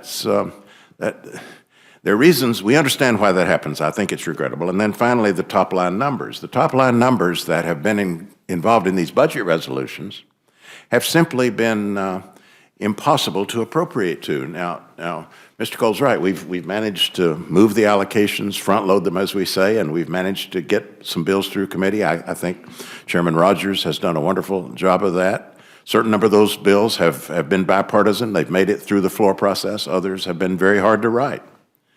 But for 3 years now, we've had, at the end of the day, to avoid a government shutdown, we've had to revisit those budget resolutions and revise those numbers.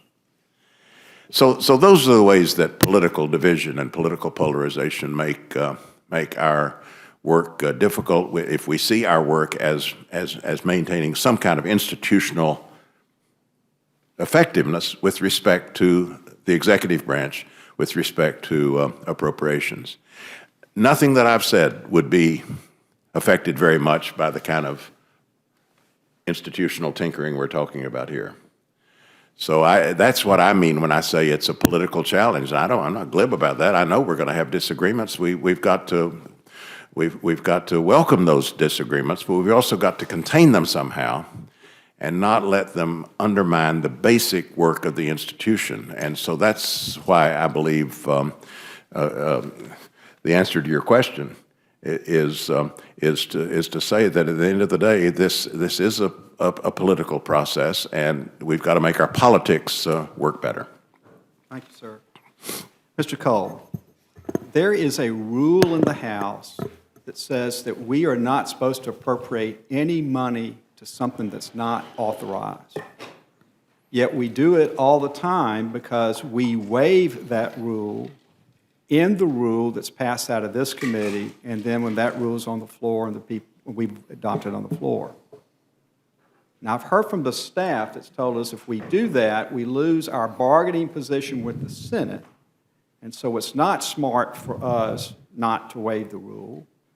But as an old defense lawyer, Judge, I always liked bargaining from zero. And I'm wondering why it's not a good idea for us to stop waiving that rule and force the authorizing committees, and I'm on authorizing committees, so I'm not pointing my finger at anybody other than myself, and force the authorizing committees to do our job. The Armed Services Committee does its job every year. Every year we pass that National Defense Authorization Act. We go all day and all night and into the next morning. And so I know it's hard work, and by golly, it's sure not fun staying up all night, but we get it done. And maybe if we just, on this committee, said we're not going to waive it anymore, and said to the rest of the people in the Congress, we need to quit doing this and get the authorization work done, why isn't that the way to go here? Well, there's considerable sentiment on the Appropriations Committee in favor of exactly what you suggest, because we don't like appropriating to agencies that haven't been reauthorized. The practical problem is simple. We haven't reauthorized spending in the State Department in 40 years. You really want to shut down every embassy in the world and the visa process and all that? We went 8 years without reauthorizing No Child Left Behind, which thankfully the Congress did last year in a bipartisan way. Would we have stopped all federal aid to education? So appropriators have tried on a couple of occasions to do this. I'll give you an example. I sit on the Interior Appropriations Committee. Mr. Simpson, when he chaired it, tried to do this on the Endangered Species Act, to force natural resources to reauthorize that act. They couldn't get it done. They just simply, there was too much contention on the committee as to what it should be, and so here we are 20 years down the road with a program that's never been reauthorized, and a program where we've added species to, but I think we've only taken 1 or 2 off. So again, from an appropriator standpoint, if you can find a way to make it stick, I think that would make our life a lot easier, but we're usually confronted with the problem of, well, are we going to literally shut down 30–40% of the federal government? And that becomes a decision that the body has to make collectively, and obviously the leadership of the two parties. It's a pretty high-stakes game. I would observe to you there are a lot of people in America who would be okay with us shutting down 40% of the federal government. They would until it affected them. Yeah, but there's some parts of the federal government that doesn't affect them. Well, let me give you an example. You know, how many times does your office get contacted to expedite a visa or to help somebody get a passport or do something like that? If all of a sudden the State Department shut down, Those, or in my part of the world, there's a lot of drilling on federal land. If all of a sudden you couldn't get the permitting, but I just say that I agree with what you're trying to do, and so I think that's worthy of discussion. I just think people need to have a very clear idea of what the consequences to doing that are, and they are extreme. If I could interrupt you for a second, I'm going to yield to Mr. Polis and come back, if I may, Mr. Chairman, because he's got to go down and handle a rule on the floor. Thank you. I appreciate that. I was anxiously watching the clock and hoping I could fulfill both of my responsibilities for the Rules Committee, but as you know, it's impossible to be two places at the same time. So I do have about 5 minutes before I have to go down there, and I appreciate the opportunity as this is a very important institutional matter for this body. I want to, of course, applaud the chair for holding this hearing. We don't get to hold too many hearings in the Rules Committee. We have regular amendment hearings, but we don't get to hold too many for our areas of original jurisdiction, and it is a very important part of the regular order that we get to do that. Nobody here of our witnesses has said that what we're doing now works. I think if we look for areas of agreement here, I think we all agree that it doesn't work for individual members, it doesn't work for the country, it doesn't work for the committees of jurisdiction. There's a lot of problems with it. For that reason, I've been a strong supporter of going to the biannual budgeting process. I mean, there's arguments on both sides. This could work, that could work. I think at the end of the day, the fact that what we're doing has so dismally failed both the country as well as this body is a good reason to change what we're doing. And if there's other ideas that members who don't like this particular change want to bring forward, by all means bring them forward. There's some that were alluded to. Some of those other potential changes are good, and some of them are bad.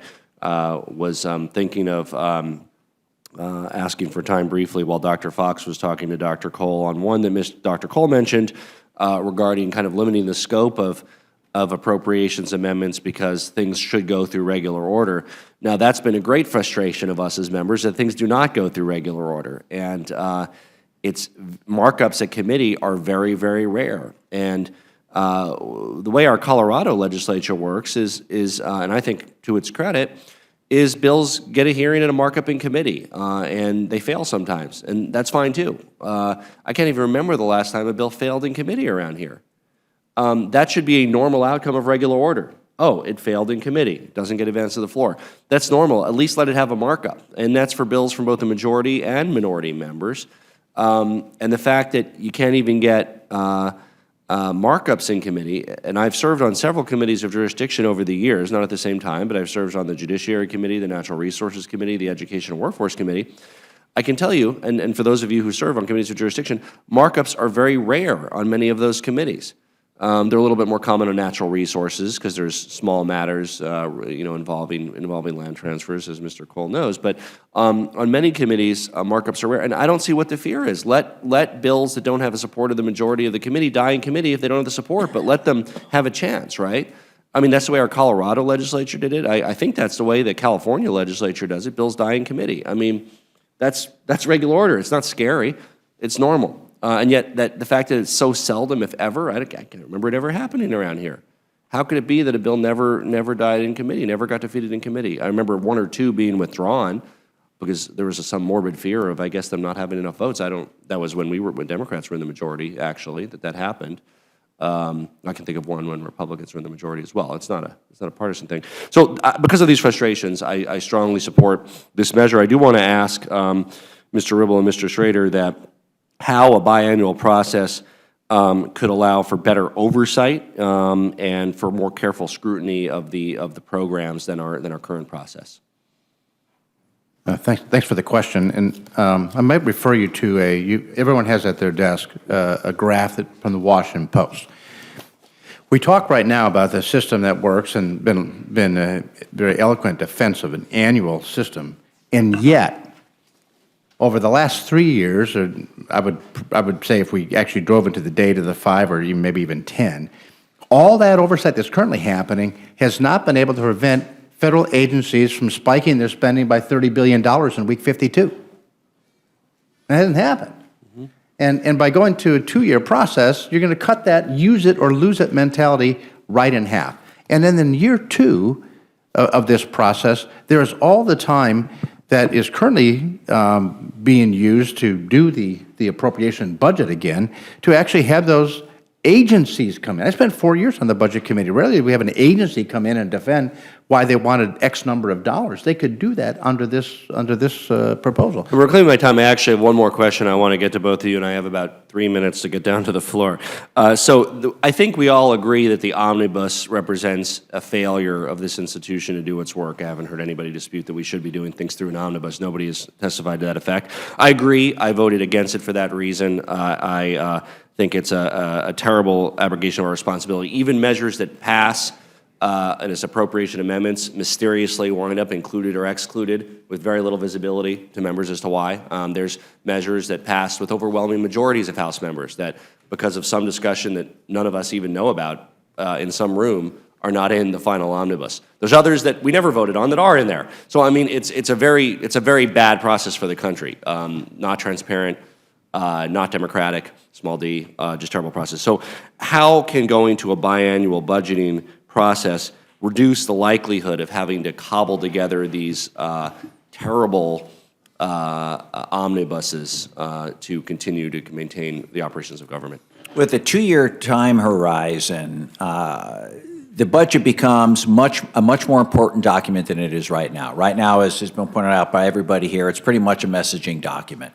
And both sides use that as an opportunity to put their slides up there on the wall and talk about what it's going to do to the debt and deficit or to the poor children that are out there in this great country of ours. If we go to a biennial budgeting process, those top-line numbers start to matter big time. And rather than let the president negotiate with the leadership at the end of the year when we're just about to go into default, and have our poor appropriations people guess at what might be those numbers at the end of the day, because they're not real when they're set by the Budget Committee on an annual basis, this would be a lot more gravitas. I would hope that the way to get around executive orders, whether it's George Bush or Barack Obama, is to have a real serious budget discussion about what those numbers should be and set those 302 allocations up front so that our folks on the approps, both Democrat and Republican, say, yep, this is what we've agreed to, at least over this time horizon. Let's get the job done. They work well bipartisanly together. We've heard that today. We've seen that over the years I've served in this great body. Let's let them do their job. And I think have that battle up front like everybody, like my state does when it does its biennial budgeting, and then let the appropriations process work like it's supposed to.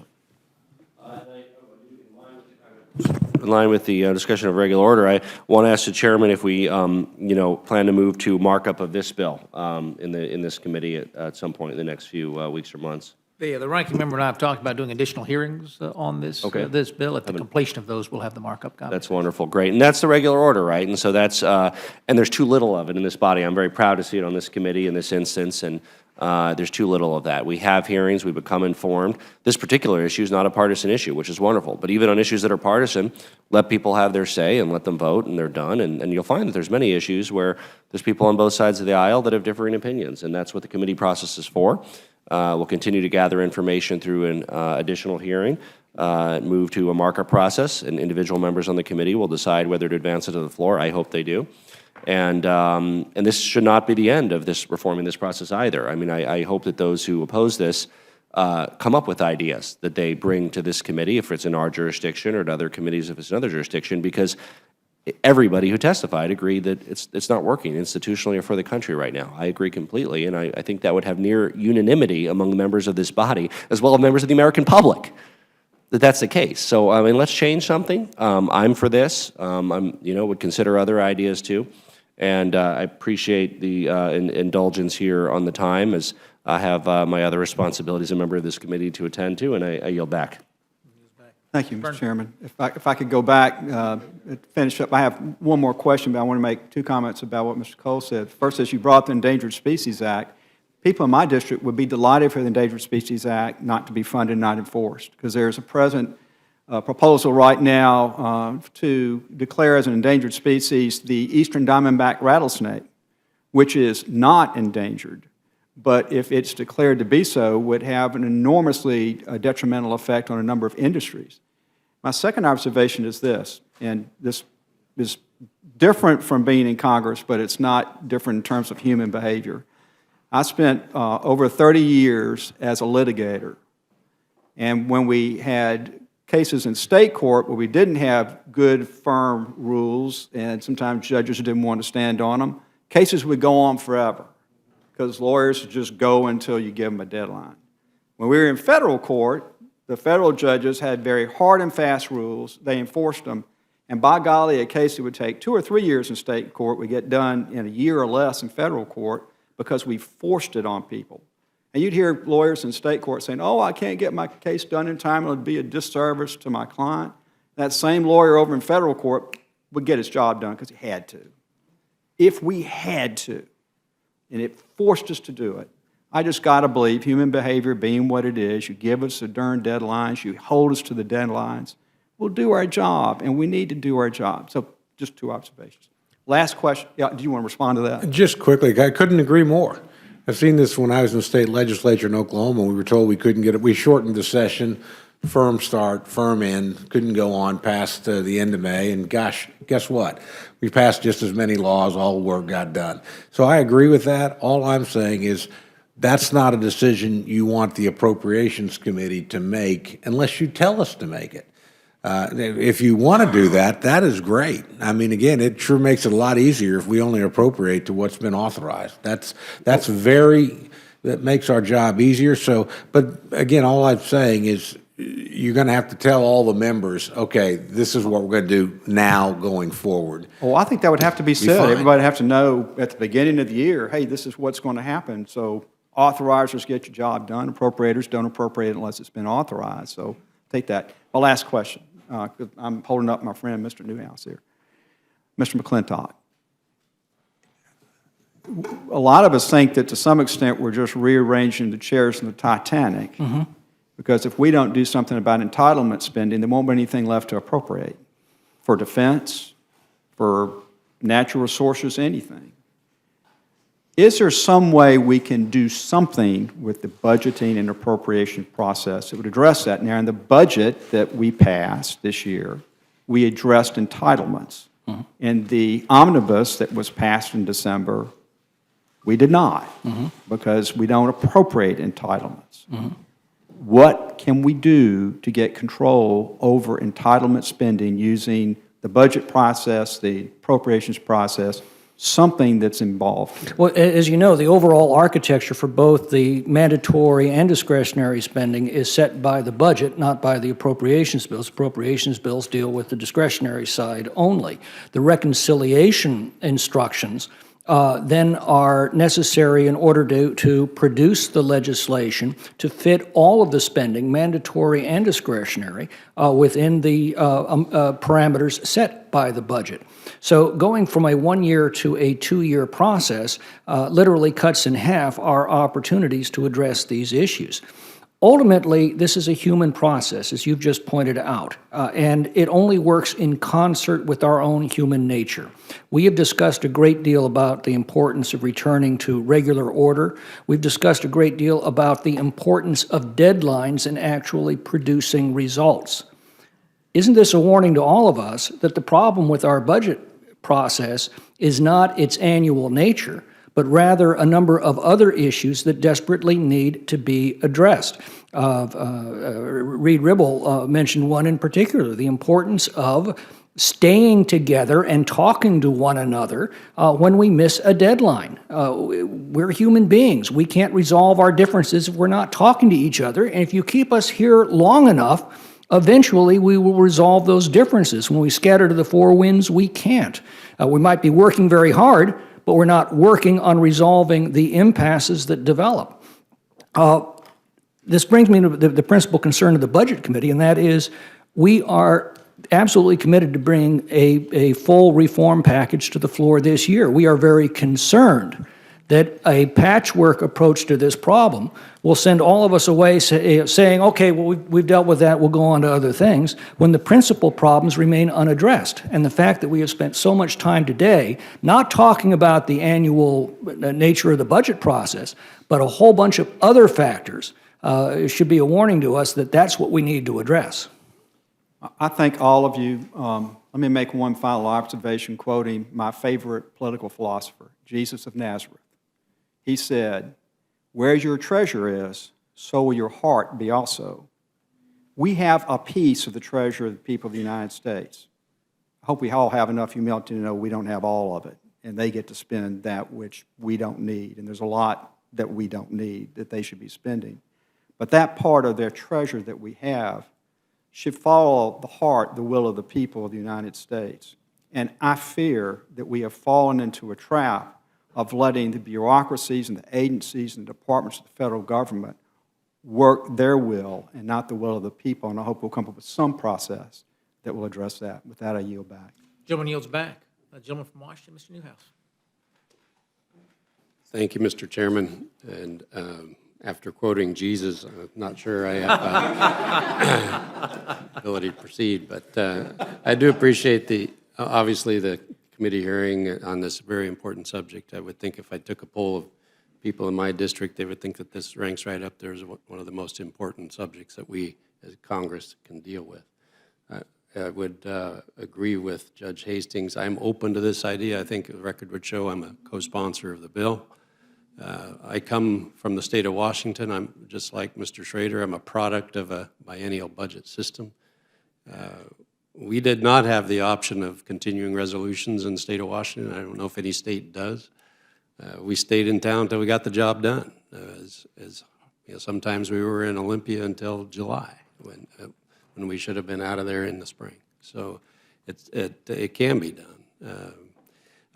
I do share some reservations that have been expressed today. There have been some great points in much of the testimony, and so I appreciate that very much, and I agree that with some of the comments made that the meat of the issues, and so appreciate you guys doing that today. I will say, being from a state that has a biennial budget process, frankly, I think that system is kind of morphed into an annual process, to tell you the truth. We spend almost as much time in a supplemental budget year as we do in the year that we write the budget. And so I'm not sure what that says about the future of our process in my state, but that's the reality. With the difficulties of running governments these days, it takes a lot more time than it used to. And so the immensity of the federal government certainly falls into that category. We don't get all of the benefits that I've heard talked about. I don't think I used to run a state agency, and that I heard you mention, Mr. Ribble, the use it or lose it mentality. It's still there, even in a 2-year budget cycle, I hate to tell you. Yeah, it doesn't go away completely. But having said all those things, and like I said, this has been a very, very productive conversation. Just a couple questions. Unfortunately, we have a timetable, a budget timetable that we're supposed to adhere to. And I suppose there are some penalties for not, but I'm not sure what they are because we don't seem to adhere to it very closely. And so and I don't know if it's as specific in the legislation, but does that timetable change? And if it doesn't, or even if it does, you know, a rule of government, I was told a long time ago that be careful what space you provide government because it will grow into the space that's provided. So if we allow a 2-year window, even though we have a timetable that is set, as humans, as we all are, will we not take that amount of time and just use it and make this a 2-year endeavor instead of the 1-year endeavor that It's possible. I mean, the timetable stays pretty much the same as it is now. And so absent an enforcement trigger for the work to get done, and believe me, in my time here, I've led the charge on trying to force Congress to do its work. I certainly didn't mean to offend the vice chair of the committee when I talked about the calendar. I wasn't proposing that we never go home. In fact, we're home 1 week every single month, and this year we're going to be home all of August and all of October. But absent an enforcement trigger, you may not get a solution. This idea is not a panacea. I've never claimed it to be. But I do believe that this would be a quantum leap forward, as do others. She mentioned that there's opposition to the bill. Yes, and they are in the minority now of the House of Representatives. Outside groups, the bill in its current form is supported by Americans for Tax Reform, the Bipartisan Policy Center, the Committee for a Responsible Federal Budget, the Concord Coalition, the Council for Citizens Against Government Waste, the National Taxpayers Union, No Labels, and the Third Way. And Mr. Chairman, with your permission, I'd like to submit their letters to the record. Without objection. Thank you, Mr. Chairman. And so, but to address your specific question related to timetable, until we're willing to actually do the work here, I don't know that any fix, whether comprehensive or step-by-step, is going to change that. You know, in my state, in my district, as a matter of fact, we had a tremendously difficult last couple of years as it relates to wildfires. And so I know there are provisions in state government to deal with emergencies. And certainly in an annual appropriation process, we're very nimble, at least theoretically, here in the federal government to be able to do that. Would a biennial budget process here in Congress be as nimble, be able to respond to emergencies, to different? Go ahead. Well, I'd say, given the wildfires your state, my state, and most of the West deal with, we currently have annual budgeting, and it's not being dealt with. So flip the question around, annual budgeting is not the panacea for dealing with disasters and problems. We've seen that out West. We're discriminated against regularly for the greatest natural disaster that happens out West. You can get money for hurricanes and flooding, but you get nothing for the devastation economically, personally, that goes on with wildfires. I think it's a big travesty that we're seeing here in this country right now, and it's a real shame that we can't get that done. So I don't think annual budgeting is, frankly, a way to get at these disasters any better than any other process. I think what we're proposing is that the appropriations process, rather than have to deal with the big top-line numbers in that off year, they get to go and deal with this in a much more thoughtful way. And perhaps we can get to something, a policy that everyone can agree to deal with disasters or supplemental needs that we come up with during these off seasons. So I don't see the annual sessions being any better, and I would suggest perhaps the biennial give our probes people a better chance of dealing with these unforeseen circumstances. Mm-hmm. I think later today we're planning as a body to send a reconciliation bill to the President of the United States. Maybe for the folks on the con side of this argument, do you think that this would change that reconciliation process in any way for the better or worse if we were passing what's being proposed today?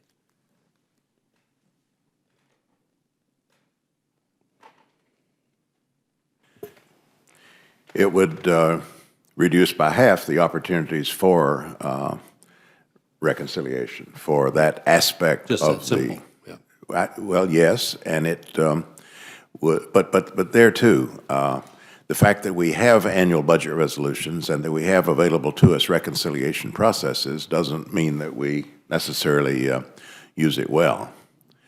A number of people have alluded today to the larger challenges that face us in terms of entitlement spending and tax expenditures. Those are the real drivers of the deficit. And the reconciliation bill is hypothetically the way we address those things. It's the way we did address them back in the 90s when we actually balanced the budget. It wasn't much fun. It was difficult. The political fallout was intense. People didn't like having everything on the table. But 4 years of balanced budgets, paying off $400 billion of the national debt, speaks for itself, I think. So the reconciliation side of this, the authorization side of this, with respect to taxes as entitlements, is absolutely critical to securing our fiscal future. So I don't think it's particularly desirable to cut the opportunities for that in half. But whether you have the new system or the present system, the proposed system or the present system, it's still going to take a great deal of political will to utilize it. Mr. Ribble. I would just say, Mr. Nellis, that I've had several conversations with Mr. Price of Georgia, Chairman of the Budget Committee. asking what my take would be if they amended, the Budget Committee amended the bill in markup to do an annual reconciliation as opposed to biennial. And I said I would have no objection to it. But again, isn't that a tacit admission that addressing these issues annually is far better than delaying them for 2 years? Time's not our friend. Our interest costs are eating our government alive. Within 8 years, those interest costs will exceed our entire defense budget. We have got to be addressing these issues constantly, and I think the most important point that's been raised on this is what Dr. Price said about the fact that these deadlines are what drive oversight. When we do the annual appropriations process, we are constantly asking the questions of how this money is being spent and how we can bring these expenditures back into balance. That is a very important thing that will be cast aside with the 2-year budget cycle. We're told, well, this will give more time for hearings. Well, we have a lot of hearings now. 767 oversight hearings by authorizing committees last year, 99 appropriations subcommittee hearings last year, all asking these questions. What this will do is mean that these questions, instead of being asked every year, are going to be asked every 2 years. And we don't have that kind of time, particularly now. And yet no one at the table argued for a 6-month budget or a quarterly budget or a 9-month budget to increase it. And so there's nothing magical about 1 year. One of the biggest benefits of this is to remove some of the political considerations during that election year that's preventing us from actually getting budgets at all in election years. Well, Mr. Chairman, I appreciate the discussion today. Like I said, I think this is a very, very important issue that we need to address. I think having so many sponsors on the bill speaks as much to the tenets of the bill, also to the frustration that is very prevalent from both sides of the aisle. Being a freshman, it's just amazing to me that we can't get our budget done. The revelation that the Senate hasn't had a budget in not how many years, but it's just something that I think that, rightfully so, the American people are having a hard time understanding as well. So the efforts to fix the problem, I applaud people for bringing ideas up, and like I said, this is a very important discussion to have. Dr. Cole. Make one comment about my friend's thoughtful remarks, and this is just my opinion, but I don't think the root of the problem is a process problem. I really don't. I think this really gets down to, as Madam Fox said, a question of political will. And let's take the reconciliation bill that we're going to vote on later today. I support that bill. I very strongly support it, support the repeal of Obamacare, support the defunding of Planned Parenthood. On the other hand, that bill is going to go to the president's desk and it's going to get vetoed. So you've taken a budget tool and you've made it into a political messaging tool, really. If you really wanted to get something done, you would had some sort of talks and try to get something to the president's desk that he might sign. Some measure of entitlement reform. I would have recommended let's take the entitlement reform that he proposed himself. 2 years ago in his budget, he had both means testing for Medicare. I'm trying to remember the other, but change CPI. Why not put those on his desk? He might well veto them because I think his positions have changed. But so that, to me, speaks to what our mindset is here. And that is where we all have to look into ourselves, because I could make the same point on either side, but I'm going to make it on my side. If you want to make a point, then this is a perfectly good way to do it. If you want to deal with the budget realities and the problems, you would have taken something that had a chance. And frankly, I would have argued it's a far better point to make that you proposed these two things, we've put them on your desk, and you're going to veto them because you didn't get something else that you wanted, even though you said you were for these things. That's a real political dilemma to put somebody in. Sending something to the president called Obamacare means you're going to get a veto. I mean, How are you going to repeal Obamacare? Well, a guy named Obama is president of the United States, unless you have overwhelming majorities, which we don't have. And again, I've seen this played out on both sides. So I would just suggest, again, nothing against looking at the processes. And Mr. Ribble is one of the most thoughtful and members we have here. And I particularly like his suggestion, which he has made about the date and making sure that we stay here and spend August in lovely Washington, D.C. It would do wonders in moving those appropriations bills across the floor. So I think there's a lot of these process ideas, and particularly deadline ideas, that do work and are worth thinking about. But again, I hope we use this not just to talk about the deal, but to reflect a little bit on how we approach the appropriations and the budget process on both sides of the aisle, and whether or not, again, we want to fund the government, which is what appropriations is basically about, or whether we want to score political points, whether we want to deal with entitlement funding and tax expenditures, as my friend says, or whether we don't. Those bills somehow never make it to the floor. At least appropriations bills go to the full committee. 6 of them got to the floor. I've been here 13 years. I haven't seen a Social Security reform bill on the floor other than Social Security disability that we voted, on in the omnibus, or the Budget Act, excuse me. So, again, I think that's the real message here: is we got to approach legislating a lot differently, as opposed to just think we're going to make a systemic change. Because I think all the problems that bedevil the system that we have now will bedevil the one we have. And to go back to my friend Mr. McClintock's remarks, I think there are some other unintended consequences that will go here in terms of loss of oversight and institutional power just by simply, elongating the time. So anyway, with that, I thank my friend for allowing me to offer some reflection. Well, again, compliments to all of you for making very good arguments on both sides of the issue. I think it's a very important discussion, and thank you, Mr. Chairman, for having this hearing, and I'll yield back my time. Thank you, Mr. Newhouse. Thank you all for being here. It's a substantial commitment of your time, and I appreciate that. You've got sitting behind you 3 students from Emory University. Catherine Krieg and Cody Owen are from my district. If you're ever going to have young people who are counting on us to get this right, come to a hearing.